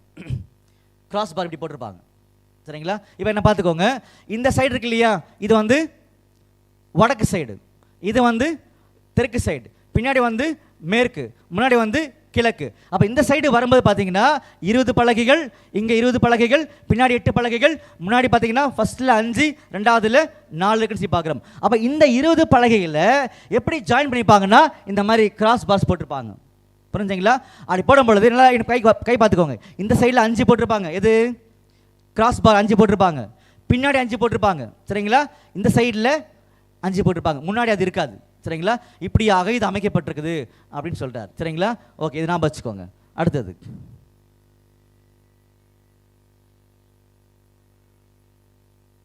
ரொம்ப ஸ்லோவாக இருக்குது. ஓகே, ஸோ இது வந்து பார்த்தீங்கன்னா இதோடைய என்ட்ரன்ஸ் நம்ம பார்த்தோம் இல்லையா, 5 பில்லர் பார்த்தோம் இல்லையா, என்ட்ரன்ஸ் இது மேலே தான் இதோடைய என்ன போட்டிருப்பாங்கன்னா மூடு திரைகளை வந்து போட்டிருப்பாங்க அப்படின்னு சொல்ல வர்றாரு. ஸோ டைம் ஆனதுனால கொஞ்சம் குயிக்காக நான் சொல்கிறேன் அதோட பொருள் மட்டும். இப்போ இதெல்லாம் எதுக்காக அப்படின்னா தேவன் வந்து வாசம் பண்ணுவதற்காகன்னு சொல்லி பார்க்குறோம், புரிஞ்சுங்களா?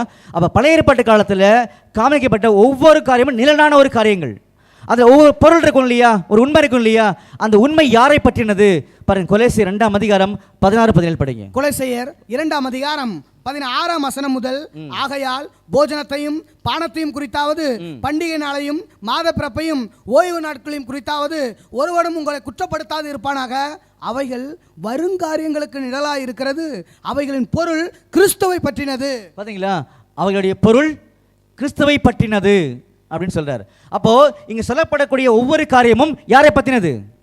நம்முடைய ஆண்டவராகிய இயேசு கிறிஸ்துவை பற்றினது. இப்போ நல்லா கவனிங்க, ஒரு சின்ன சாம்பிள் மட்டும் உங்களுக்கு சொல்கிறேன். அதில் இந்த சைடில் எத்தனை பலகைகள் பார்த்தோம்? 20 பலகைகள் பார்த்தோம், புரிஞ்சுங்களா? ஒரு பலகையுடைய உயரம் அளவு 10 முழம், அகலம் அளவு 1.5 சொல்லி பார்த்தோம், சரிங்களா?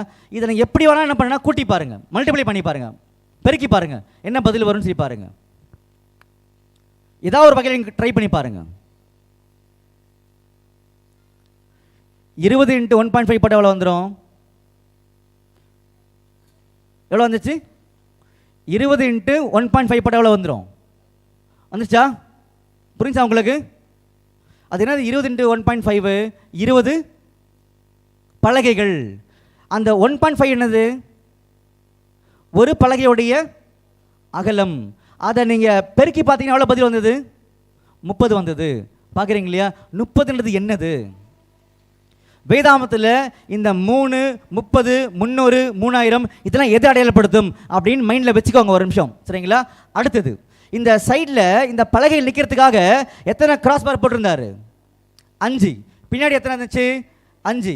இந்த சைடில் 5. மொத்தம் எவ்வளவு? 15 இருந்துச்சு. இதெல்லாம் எதை கட்டுறதுக்காக?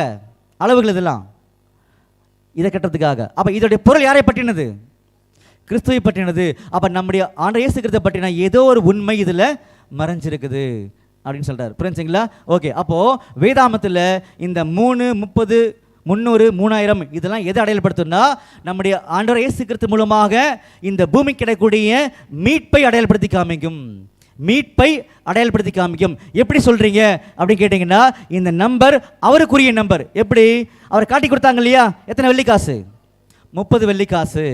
ஏறக்குறைய எத்தனை நாள் பூமியில் இருந்தார் அவர்? ஏறக்குறைய 3 நாள் உள்ளே இருந்தார், கரெக்டா? இந்த மாதிரி அநேக சாட்சிகள் காமிக்கப்பட்டிருக்கும். அப்படின்னா என்ன சொல்ல வராங்க அப்படின்னு சொல்லி பார்க்கும் பொழுது நம்முடைய ஆண்டவர் இந்த பூமிக்கு மீட்பு கொடுக்கிறவராக இருக்கிறார் அப்படின்ற உண்மையை எது காமிக்குது? இந்த மாதிரி தான் ஒவ்வொரு உண்மையுமே ஆசரிப்பு கூடாரத்துக்குள்ளே மறைஞ்சிருக்குன்றத ஒரு சாம்பிளை இப்போ காமிச்சிருக்கோம் உங்ககிட்ட, அவ்வளோதான். அடுத்து பார்த்தீங்கன்னா 15 பார்த்தோம் இல்லையா? 15. அப்போ 15 சொல்லக்கூடிய நம்பர் 15 வந்து வேதாமத்தில் எதை அடையாளப்படுத்தும் அப்படின்னு கேட்டிங்க அப்படின்னா நல்லா கவனிச்சுக்கோங்க. நம்பர் 15 வேதாமத்தில் எது அடையாளப்படுத்துன்னு சொல்லி கவனிக்கும் பொழுது உதாரணத்துக்கு ஒரு சில வசனம் மட்டும் பார்த்துடலாம். சரிங்களா? பாருங்க, ஓசியாவில் 3ஆம் அதிகாரம் 1 படிங்க. ஓசியா 3ஆம் அதிகாரம் 1ஆம் வசனம் முதல், பின்பு கர்த்தர் என்னை நோக்கி, அந்நிய தேவர்களை மதித்து திராட்சை ரசமுள்ள பாத்திரங்களை விரும்புகிறவர்களான இஸ்ரவேல் புத்திரர் பேரில் கர்த்தர் வைத்திருக்கிற அன்புக்கு ஒப்பாக நீ இன்னும் போய் தன் நேசரால் நேசிக்கப்பட்டவளும் விபச்சாரியுமான ஒரு ஸ்திரீயை நேசித்துக்கொள் என்று சொன்னார். அப்பொழுது நான் அவளை எனக்கு 15 வெள்ளிக்காசுக்கும். எவ்வளோக்கு? 15 வெள்ளிக்காசு அப்படின்னு சொன்னார். அதே மாதிரி ஆதியாமத்தில் படிக்கலாம் பாருங்க. ஆதியாமத்தில் 7ஆம் அதிகாரத்தில் தண்ணி வரும் இல்லையா, நோவா காலத்தில் அந்த தண்ணி எவ்வளோ ஹைட் வரும்னு சொல்லுவார். படிங்க. ஆதியாகமம் 7ஆம் அதிகாரம் 20ஆம் வசனம், மூடப்பட்ட மலைகளுக்கு மேலாய் 15 முழ உயரத்துக்கு ஜலம் பெருகிற்று. ஓகே, 15 முழம். அப்போ வேதாந்தத்தை பொறுத்த வரைக்கும் இந்த 15 அப்படின்றது எதை அடையாளப்படுத்தும் அப்படின்றதுக்கு இன்னொரு முக்கியமான சாட்சி மட்டும் பார்த்து முடிச்சிடலாம். உங்களுக்கு பழைய ஏற்பாட்டு காலத்தில் ஒரு முக்கியமான ராஜா இருந்தார், நல்ல கீழ்ப்படியில் உள்ள ராஜா, எசேக்கியா ராஜா. தெரியுமா? எசேக்கியா ராஜா இருந்தார். எசேக்கியா ராஜா வியாதிப்பட்டார். அவருக்கு சில டிசீஸ் வந்துருச்சு, வியாதி வந்துருச்சு. அவர் மறிக்க போறாரு. உடனே ஆண்டவர் சொன்னார், நீ சாக மாட்டப்பா, நீ கேட்டதுனால உன் வாழ்க்கை என்ன பண்றேன்னா எவ்வளோ வருஷம்?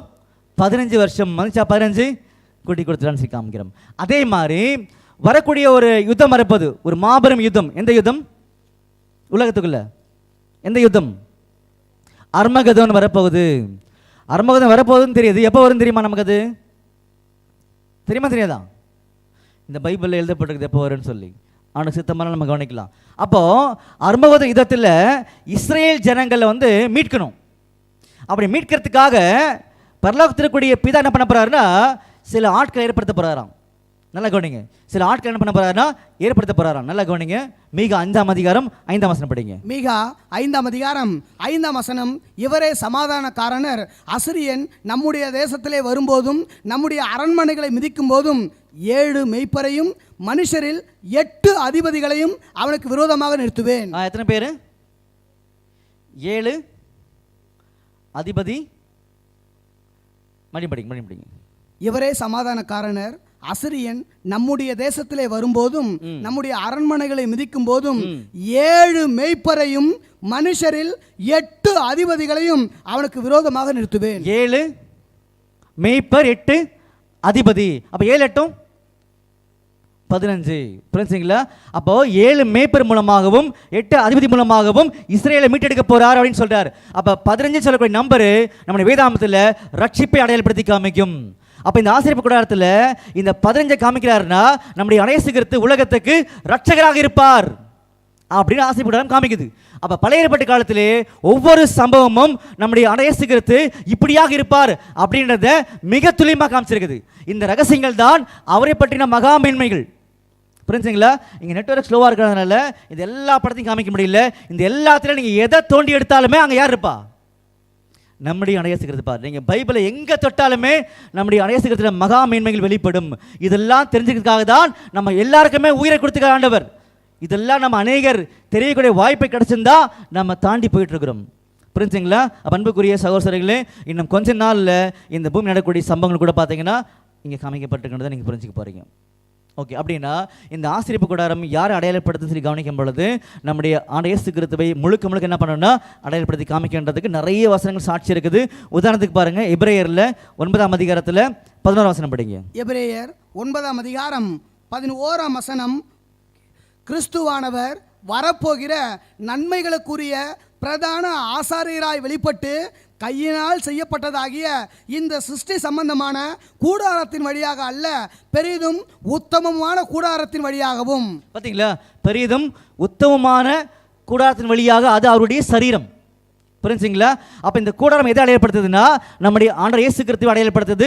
அதிகமான சாட்சிகள் இருக்குது, பட் கொடுக்க முடியல. ஏன்னா நெட்வொர்க் ஃபெயிலியர் இருக்கிறனால கொடுக்க முடியல. சரிங்களா? இப்போதைக்கு நம்பிக்கை மட்டும் நம்ம பண்ணிக்கணும்னா கொடுத்துருக்கோம். யாருக்காவது ஒருத்தருக்கு இதை பற்றி நான் ஃபுல்லாக எங்களுக்கு தெரியணும் அப்படின்னா நாங்கள் ஏற்கனவே கடந்த வாரம் இதே மாதிரி பேசுங்க ஒரு இடத்துல, அந்த ரெக்கார்டிங் இருக்குது, அதை நீங்கள் கேட்டு பாருங்கள், ஃபுல்லாக தெரிய ஆரம்பிச்சிடும். புரிஞ்சுங்களா? இப்போ நல்லா கவனிச்சுக்கோங்க. கடைசியாக முடிக்கிறதுக்கு முன்னாடி ஒரு கேள்வி ஏற்கனவே கேட்டிருந்தோம். என்ன கேள்வி?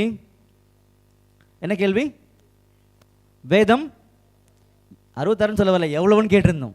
புரிஞ்சுங்களா? அது தெரியாமல் நீங்கள் வீட்டுக்கு போய் பிரயோஜனமே கிடையாது. புரிஞ்சுங்களா? அப்படின்னா நம்முடைய ஆண்டவர் இயேசு கிறிஸ்துவை பற்றி முழுக்க முழுக்க உண்மையை சொல்லக்கூடிய புஸ்தகம் தான் இந்த பைபிள். அது எவ்வளவுன்னு தான் நம்முடைய கேள்வி. இப்போ நல்லா கவனிங்க, நம்ம ஏற்கனவே 2 பகுதி பார்த்தோம் இல்லையா, கம்பார்ட்மெண்ட் பார்த்தோம் இல்லையா. முதல் பகுதிக்கு பார்த்தீங்கன்னா என்னென்னு பேர்? பரிசுத்தலம். ரெண்டாவது பார்த்தீங்கன்னா மகா பரிசுத்தலம். அப்போ அந்த முதல் பகுதியில் 3 முக்கியமான பொருள் இருக்கும். ஒன்று வந்து பார்த்தீங்கன்னா, நல்லா கவனிங்க, இதான் அந்த ஆசிரியர் கொடுத்த என்ட்ரன்ஸ். இங்கேருந்து உள்ளே வருவீங்க.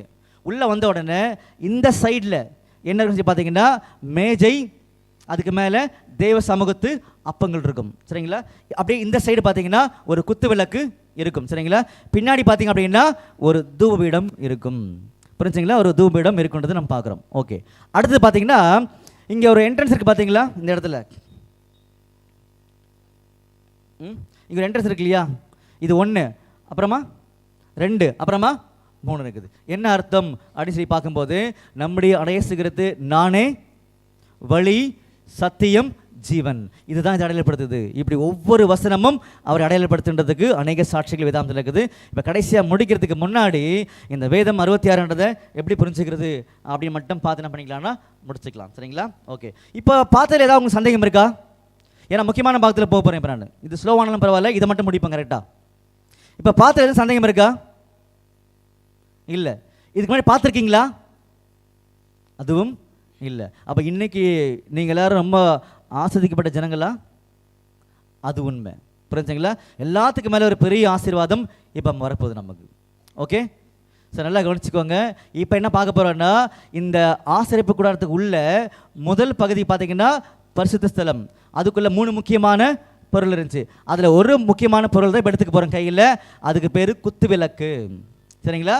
அப்போ அந்த குத்து விளக்கில் தான் ஒரு ஆச்சரியமான காரியம் உள்ள மறைஞ்சிருக்குன்றதை நம்ம பார்க்க போகிறோம். ஓகே ஓகே, பாருங்கள். இப்போ ஆதாரம் நம்ம 1 சொல்லி போட்டிருக்கோம் இல்லையா? இந்த வசனங்களை நல்லா கவனிச்சுக்கோங்க. இந்த வசனங்களை படிப்பாங்க, காதில் மட்டும் வாங்கிக்குவாங்க. சரிங்களா? அது புரியறதுக்கு கொஞ்சம் சிரமமாக இருக்கும்.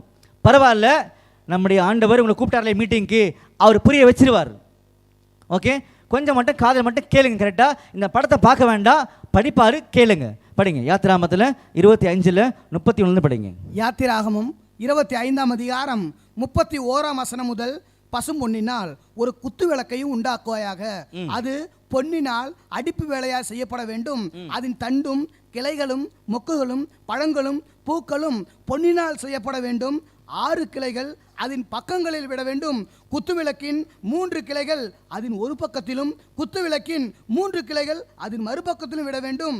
ஒவ்வொரு கிளையிலே வாதுமை கொட்டைக்கு ஒப்பான 3 மொக்குகளும் 1 பழமும் 1 பூவும் இருப்பதாக குத்துவிளக்கிலிருந்து புறப்படும் 6 கிளைகளிலும் அப்படியே இருக்க வேண்டும். விளக்கு தண்டிலோ வாதுமை கொட்டைக்கு ஒப்பான 4 மொக்குகளும் பழங்களும் பூக்களும் இருப்பதாக. ஏதாவது புரிஞ்சா உங்களுக்கு? படிச்சதில்ல? படிச்சா வந்து ஏதோ படிக்கிறாங்க மட்டும் தெரிஞ்சு, ஆனால் என்னென்னு நமக்கு புரியல. சரிங்களா? இப்போ நல்லா கவனிங்க. இப்போ நல்லா கவனிங்க. இப்போ என்ன படித்தாங்க அப்படின்னா, ஒரு குத்து விளக்கு இருக்குது அப்படின்னு படித்தாங்க. சரிங்களா? இப்போ என் கை மட்டும் பார்த்துக்கோங்க. இதில் இந்த சைடு 3 கிளைகள் இருக்கணும். சரியா? இந்த சைடு 3 கிளைகள் இருக்கணும். நடுவில் வந்து ஒரு தண்டு இருக்கணும். ஓகே, நல்லா கவனிக்கிறீங்க. Very good. இப்படி இருக்குன்னு சொன்னார். மொத்தம் எத்தனை? இந்த பக்கம் 3, இந்த பக்கம் 3, நடுவில் 1, மொத்தம் எத்தனை? அவ்வளோதான், முடிஞ்சிருச்சு. சரிங்களா? ஓகே, முடிஞ்சால் குத்து விளக்கு எடுத்து வெளியே வச்சுருங்க, பார்த்துருவாங்க மக்கள். மொத்தம் 7. சரி, அடுத்தது என்ன சொல்ல வரான்னு சொல்லி பார்த்தீங்கன்னா, இப்போ நல்லா கவனிங்க, கை மட்டும் பாருங்கள். இங்கே பார்க்கும் பொழுது இது வந்து ஒரு கிளை. என்னது? ஒரு கிளை. இந்த ஒரு கிளையில் என்ன இருக்கணும் அப்படின்னு சொல்கிறார் வசனத்தில். படிங்க, அதை மட்டும் படிங்க. யாத்திராகமம் 25ஆம் அதிகாரம் 33ஆம் வசனம். ஒவ்வொரு கிளையிலே வாதுமை கொட்டைக்கு ஒப்பான 3 மொக்குகளும் 1 பழமும். பார்த்தீங்களா? 3 மொக்குகளும் 1 பழமும். இப்போ நல்லா கவனிங்க. இது கூட எடுத்து தள்ளி வச்சுறீங்களா? இல்லைன்னா இது கூட எடுத்துருங்க. எடுத்துருங்க, இது கொடுத்துருங்க. பிபிடி வேணாம்ப்பா, இது நேரடியாகவே வந்துச்சு நமக்கு. இது வச்சுக்கலாம், டைம் ஆச்சு, அதில் பார்க்க முடியாது. சரி, நல்லா கவனிங்க. 1, இப்போ நீங்கள் சொல்லணும் பதில். 1, 2, 3, 4, 5 6 7. சரிங்களா? இப்போ நீங்கள் கவனம் செலுத்த வேண்டியது ஒரே ஒரு கிளையில் மட்டும் என்ன பண்ணுங்க, கவனம் செலுத்துங்க. இதை புரிஞ்சிட்டிங்கன்னா இதெல்லாம் நீங்கள் புரிஞ்சுப்பீங்க. சரிங்களா? வசனம் படிங்க, காதில் வாங்குங்க, இங்கே பாருங்க, படிங்க. ஒவ்வொரு கிளையிலே, இது ஒவ்வொரு கிளையில வாதுமை கொட்டைக்கு ஒப்பான, வாதுமை கொட்டைக்கு ஒப்பான 3 மொக்குகளும், 3 மொக்குகளும், ஒரு பழமும், ஒரு பழமும், ஒரு பூவும் இருப்பதாக, ஒரு பூவும் இருப்பதாக. இந்த ஒரு கிளையில எத்தனை இருக்கணுமா? நல்லா கவனிங்க. 1 2 3. சரிங்களா? அப்படி இருக்கும் பொழுது இந்த 1ல் எத்தனை இருக்கணும் சொல்லி பார்த்தீங்கன்னா 3 இருக்கணும். என்ன 3 இருக்கணும்? வாதுமை கொட்டை 1, பூ 1, பழம், அதான் மொக்கு. பூ பழம் மொக்கு. சரிங்களா? பூ பழம் மொக்கு. இதில் 3 இருக்கா? இதில் 3, இதில் 3, அவ்வளோதான். இதே மாதிரி எத்தனை இருக்கணும்? இந்த 7லுமே இருக்கணும். நடுவில் மட்டும் எத்தனை இருக்கும்? இப்போ படிங்க, வசனம் படிங்க. 34ஆம் வசனம். விளக்கு தண்டிலோ வாதுமை கொட்டைக்கு ஒப்பான, பாருங்க, விளக்கு தண்டு இல்லையா, வாதுமை கொட்டைக்கு ஒப்பான 4 மொக்குகளும் 4 இருக்கணும். பார்த்தீங்களா? 1 2 3 4 இருக்குது. புரிஞ்சுங்களா? அப்ப இந்த 3 கிளையில எத்தனை இருக்கும்? இதுல 1 2 3, 1 2 3, 1 2 3. இங்க 1 2 3, 1 2 3, 1 2 3. சரிங்களா? நல்லா கவனிங்க. இந்த ஒரு இது எத்தனை இருக்கணும்? ஒரு இதுல 3 இருக்கணும். சரிங்களா? ஒரு மொக்கு, ஒரு பூ, ஒரு பழம். சரிங்களா? ஓகே, இது வரைக்கும் தெளிவாக இருக்கீங்களா? இதெல்லாம் எங்கே இருக்குது? இப்போ படித்த வசனத்தில் தான் இருக்குது. இங்கிலீஷில் என்ன பண்ணுங்கன்னா நல்லா தெளிவாக படிச்சிருங்க. ஆங்கிலத்தில் மிக தெளிவாக கொடுத்துருப்பாங்க அந்த விஷயத்தை. சரிங்களா? ஓகே,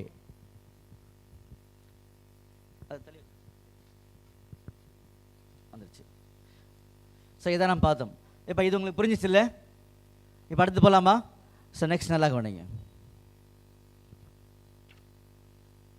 ஓகே, நல்லா ஸ்பீடாக முன்னாடியே போட்டுக்கலாம் நீங்கள் அதை. ஓகே, இந்த ஒரு இதில் எத்தனை இருக்கணும்? 3. என்ன 3? ஒரு பூ, ஒரு பழம், ஒரு மொக்கு. கிளியர் ஆயிடுச்சு. சரிங்களா? ஓகே, இது சேஞ்ச் பண்ணுங்கப்பா, இது சேஞ்ச் பண்ணுங்க. இருக்கா? Okay, next. இதுதான் அந்த ஸ்டெம், தண்டு அப்படின்றது. சரிங்களா? ஓகே, இப்போ நல்லா கவனிங்க. நீங்கள் மட்டும்தான் பதில் சொல்லணும், நீங்கள் தான் சொல்லணும். நான் பதிலே சொல்ல மாட்டேன். நீங்கள் சொல்கிற பதில் தான் பைபிளில் இருக்குது. சரிங்களா? அந்த பதிலை உங்கள் இருதயத்திலேருந்து ஆண்டவர் வெளியெடுக்க போகிறார் கொஞ்சம் நேரத்தில். இப்போ நல்லா கவனிங்க. மொத்தம் எத்தனை இருக்குது? இதில் 3, இதில் 3, இதில் 3, இதில் 3, இதில் 3, இதில் 3, இதில் 3, இதில் 3, இதில் 3, இதில் மட்டும் எவ்வளோ இருக்குது?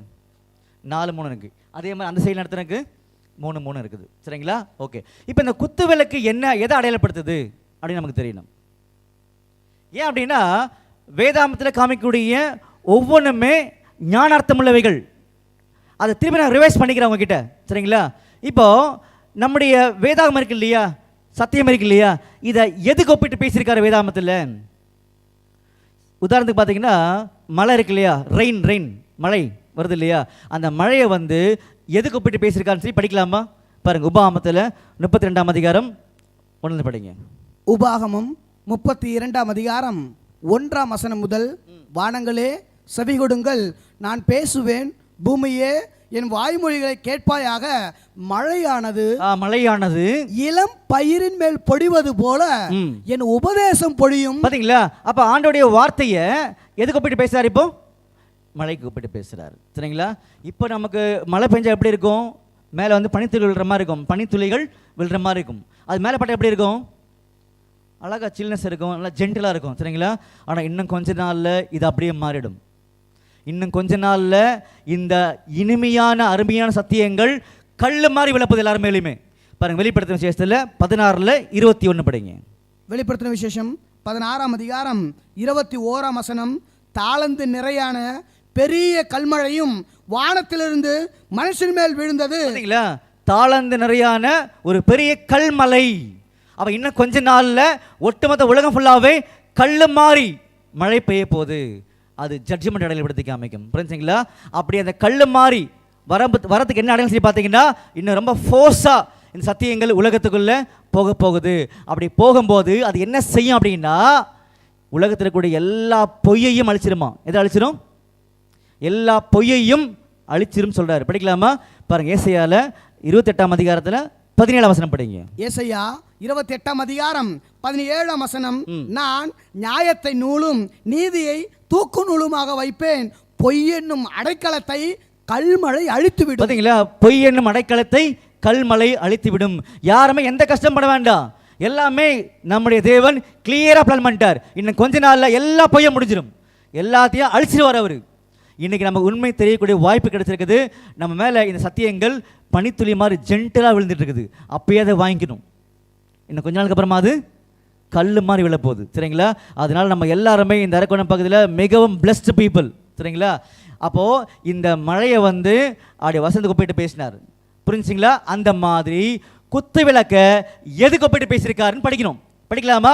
பாருங்க, நீதிமொழிகள் 6:23 படிங்க. நீதிமொழிகள் 6ஆம் அதிகாரம் 23ஆம் வசனம். கட்டளையே விளக்கு, கட்டளையே இங்க பாருங்க, விளக்கு, வேதமே வெளிச்சம், வேதமே வெளிச்சம். அப்ப இந்த விளக்கு எதை அடைப்படுத்துது? வேதத்தை வெளிப்படுத்தி காமிக்குது. கரெக்டா? புரிஞ்சுங்களா? ஓகே. அப்படின்னா இந்த விளக்குல வேதத்தினுடைய ஒரு பிரம்மாண்டமான உண்மை இருக்குது. உலகத்துல அநேக உயிர்கள் இருந்தாலுமே, எல்லா உயிர்களுக்கும் வாய்ப்பு கிடைச்சாலுமே, இன்னைக்கு இங்க வந்த உயிருக்கு தான் விசேஷமான கனம் கொடுத்துக்க நம்முடைய ஆண்டவர். இன்னும் கொஞ்ச நேரத்தில் தெரிஞ்சிடும் உங்களுக்கு. புரிஞ்சுங்களா? இப்போ நல்லா கவனிங்க. கூட்டி பாருங்க, எவ்வளோ வருது இதில். நீங்கள் ஏன் கூட்டுறீங்க? அவசரப்படாதீங்க. இது எவ்வளோ வருது? 9. அடுத்து என்ன வரும்? 9. நெக்ஸ்ட்டு 9. இங்கே 12. 9. சொல்லுங்கள். 9. 9. மொத்தம் எவ்வளவு? வேதம் 66. வேதம் 66. உங்கள் கண்களும் காதுகளும் பாக்கியமளவைகள். புரிஞ்சுங்களா? அப்போ இவ்வளோ பெரிய உண்மைகளை இந்த ஆசிரியப்பு கூடத்தில் வச்சிருக்காரு. அப்போ நம்முடைய அடையசுக்கிறத பற்றின ஒவ்வொரு உண்மையும் தான் உள்ள இருக்கின்றதுக்கு சாட்சிகள் எல்லாமே. அடுத்து பாருங்க, பழைய ஏற்பாடு எத்தனை புஸ்தகம்? 39. சரிங்களா? இப்போ ரெண்டா பிரித்து பார்க்கலாம். 9, 9, 9, 12. மொத்தம் எவ்வளவு? 39 பழைய ஏற்பாடு. இன்னும் ஒரு சைடு பார்க்குறோம் இல்லையா? எல்லா சைடும் பார்த்தாலும் உண்மை உண்மை தான் இருக்கும், மாறவே மாறாது. 27. இவ்வளோ ஸ்பீடாக வருது. முன்னாடியே போட்டுருங்க, எல்லாத்தையும் காமிச்சிக்கலாம் உங்களுக்கு. படத்தை எல்லாமே மிஸ் பண்ணிட்டோம். 27. மொத்தம் எவ்வளவு? 66. இப்போ உங்கள்கிட்ட ஒரு கேள்வி. மொத்தம் எத்தனை 3 இருக்குது? எத்தனை 3 இருக்குது? எத்தனை 3 இருக்குன்னு சொல்லுங்க. இது ஒரு 3ஆ? இது ஒரு 3ஆ? அந்த மாதிரி எத்தனை 3 இருக்கு? 6 3ஆ? எப்படி எப்படி? இதில் 3 18ஆ? இன்னும் கொஞ்சம் ட்ரை பண்ணுங்க. 22. Very good. உங்கள் பேர் என்ன பிரதர்? ஜோசப் பிரதரா? Super brother. யோசேப்பு. Very good. 22 3 இருக்குது. 22 3 எவ்வளவு? 66. ஏன் 3ன்னு வச்சாருன்னு தெரியுமா? முதல்ல இங்கே அதுக்கு ஒரு உண்மை இருக்குது பைபிளில். ஏன் 3 வச்சாருன்றதுக்கு ஒரு மாபெரும் உண்மை இருக்குது பைபிளில். எதுக்காக வச்சாலும் சரி கவனிக்கும் பொழுது நல்லா கவனிக்க அன்புக்குரிய பாபு பிரதர். இஸ்ரேல் ஜனங்கள் எகிப்தில் அடிமையாக இருந்தாங்க இல்லையா? அடிமையாக இருந்து வெளியில் வரணும் இல்லையா? வெளியில் வரும் பொழுது ஒரு சின்ன முறைமையை நீங்கள் செய்யுங்க அப்படின்னு சொன்னார். என்ன முறைமை செய்யணும்னா, ஒரு ஆட்டுக்குட்டி அடிக்க சொன்னாரா? அந்த ஆட்டுக்குட்டியை 3 முக்கியமான பாகமாக பிரிக்கணும். எப்படி பிரிக்கணும்? 3 முக்கியமான பாகமாக பிரிக்கணும். எப்படிலாம் பிரிக்கலாம்? எப்படிலாம் பிரிக்கலாம்? அப்படிலாம் பிரிக்கக்கூடாது. அந்த ஆட்டுக்குட்டியை ரத்தத்தை எடுத்தாரா முதல்ல வெளியில்? அங்கே பூசினாரா? ரத்தம் வெளியே வந்துருச்சா? அப்புறமா அதோடைய மாம்சத்தை என்ன பண்ணணும்? நெருப்பில் சுட்டு சாப்பிடணும். அப்போ ரத்தம் மாம்சம் 2 ஆயிடுச்சா? இன்னொன்று என்னது? இன்னொன்று என்ன பார்த்தீங்கன்னா, எலும்பு. பஸ்கா ஆட்டுக்குட்டியோட எலும்பு என்ன பண்ணக்கூடாது? முறிக்கக்கூடாது. 3. அப்போ அந்த ஆட்டுக்குட்டி யாரு? இயேசு கிறிஸ்து. அந்த 3. புரிஞ்சுங்களா? அப்போ அவரை பற்றின உண்மைகள் அடங்கிய புஸ்தகம் 3. ஏன் 3 போட்டார்னா, அந்த 3 அவரை பற்றின உண்மை. அப்போ அவரை பற்றின உண்மைகள் அடங்கிய புஸ்தகம் 66 மட்டுமே தவிர வேற எதுவுமே இல்லவே இல்லை. இது சத்தியம், இதுதான் சத்தியம் அப்படின்னு வேதாகம் நமக்கு காமிக்குது. புரிஞ்சுங்களா? அன்புக்குரிய சகோதரர்களே, நம்முடைய வேதத்தில் பயங்கர ஆச்சரியமான பிரம்மாண்டங்கள் இருக்குது. எந்தெந்த வருஷத்தில் உலகத்துக்குள்ள என்னென்ன சம்பவம் நடந்தது எல்லா வருஷம் பைபிள் இருக்குது. இன்னும் உங்களுக்கு தெரியணும்னா ஃபர்ஸ்ட் வேர்ல்டு வார் 1914 வருஷம், செகண்ட் வேர்ல்டு வார் 1939 வருஷம், அதுவும் பைபிள் இருக்குது. புரிஞ்சுங்களா? இதெல்லாம் ஏன் எழுதி வச்சிருக்காரு அப்படின்னா, அவரை உண்மையா யார் யாரெல்லாம் நேசிக்கிறாங்களோ அவர்கள் புரிந்து கொண்டு அவர் மாதிரியே வாழ்வதற்காக தான் இந்த வேதாம் கையில் கொடுக்கப்பட்டிருக்கு. அன்புக்குரிய சகோதரர்களே, இதில் எந்த சந்தேகம் கிடையாது. நீங்கள் எந்த வருஷம் கேட்டாலுமே பைபிள் இருக்குது. இந்த உண்மைகளை உலகத்தில் கொண்டு சேர்க்கறதுக்கு தான் யார் விடலை? பிசாசு விடலை. அதையும் தாண்டி, பிசாசையும் தாண்டி உங்களை கூட்டு வந்திருக்காருன்னா உங்களை ஆண்டவர் எவ்வளோ நேசிக்கிறார் தெரியுமா? தெரிஞ்சு வச்சுக்கோங்க. அன்புக்குரிய சகோதரிகளே, இந்த மாதிரி அநேக உண்மைகளை சொல்லிக் கொடுப்பதற்காக தான் இந்த கூட்டத்தை சகோதரர்கள் அரேஞ்ச் பண்ணியிருக்காங்க சொல்லி பார்க்குறோம். அப்போ இந்த மாதிரி நாங்கள் நிறைய தெரிஞ்சுக்கணும் ஆண்டரை பற்றி. ஏன்னா எங்களுடைய வாழ்க்கையை அவர் மாதிரி வாழ்கிறது தானே அப்படின்னு சொல்லி யாரும் ஆசைப்பட்டீங்க அப்படின்னா, இப்போ சகோதரர் உங்கள் கையில் ஒரு சீட்டு கொடுப்பாங்க. அதில் நீங்கள் எழுதி கொடுங்க. எங்களுக்கு தொடர்ந்து ஆண்டரை பற்றி தெரிஞ்சுக்க ஆசை இருக்குன்னு சொன்னீங்கன்னா உங்களுக்கு வகுப்புகளை அரேஞ்ச் பண்ணி அந்த கிளாஸை ஒவ்வொரு வாரமும் சண்டேஸில் எடுப்பாங்க, இதே பகுதியில் எடுப்பாங்க. சரிங்களா? அப்படி எடுக்கும் பொழுது நீங்கள் என்ன பண்ண சொல்லி பார்த்தீங்கன்னா, அந்த வகுப்புக்கு இலவசமாக தான் அந்த வகுப்பு தெரிஞ்சுக்கிட்டு எந்தெந்த சபையில் இருக்கீங்களோ அதே சபையில் இருந்துட்டு வசனம் உங்களை எப்படி வழி நடத்துதோ அப்படி வாழ்ந்துக்குவாங்க. சரிங்களா? ஆனால் உண்மை தெரியாமல் மட்டும் என்ன பண்ணிடாதீங்க, வாழ்ந்துடாதீங்க. இந்த கூட்டம் உங்களுக்கு பிரயோஜனமாக இருந்துச்சா? ஓகே, அப்போ ஆண்டவருக்கு நன்றி செலுத்தலாமா? நிச்சயமாக நன்றி செலுத்தலாம். அப்போ வந்திருந்த அனைத்து சகோதரர்களுக்கும், மிக முக்கியமாக பொறுமையோடு கேட்ட அனைவருக்கும் ஆண்டவர் இயேசு கிறிஸ்து நாமத்தினாலே அன்பையும் வாழ்த்துதலையும் தெரிவித்துக் கொள்கிறோம். அடுத்தபடியாக சகோதரர் விக்டர் ஜான்சன் வழி நடத்துவார்.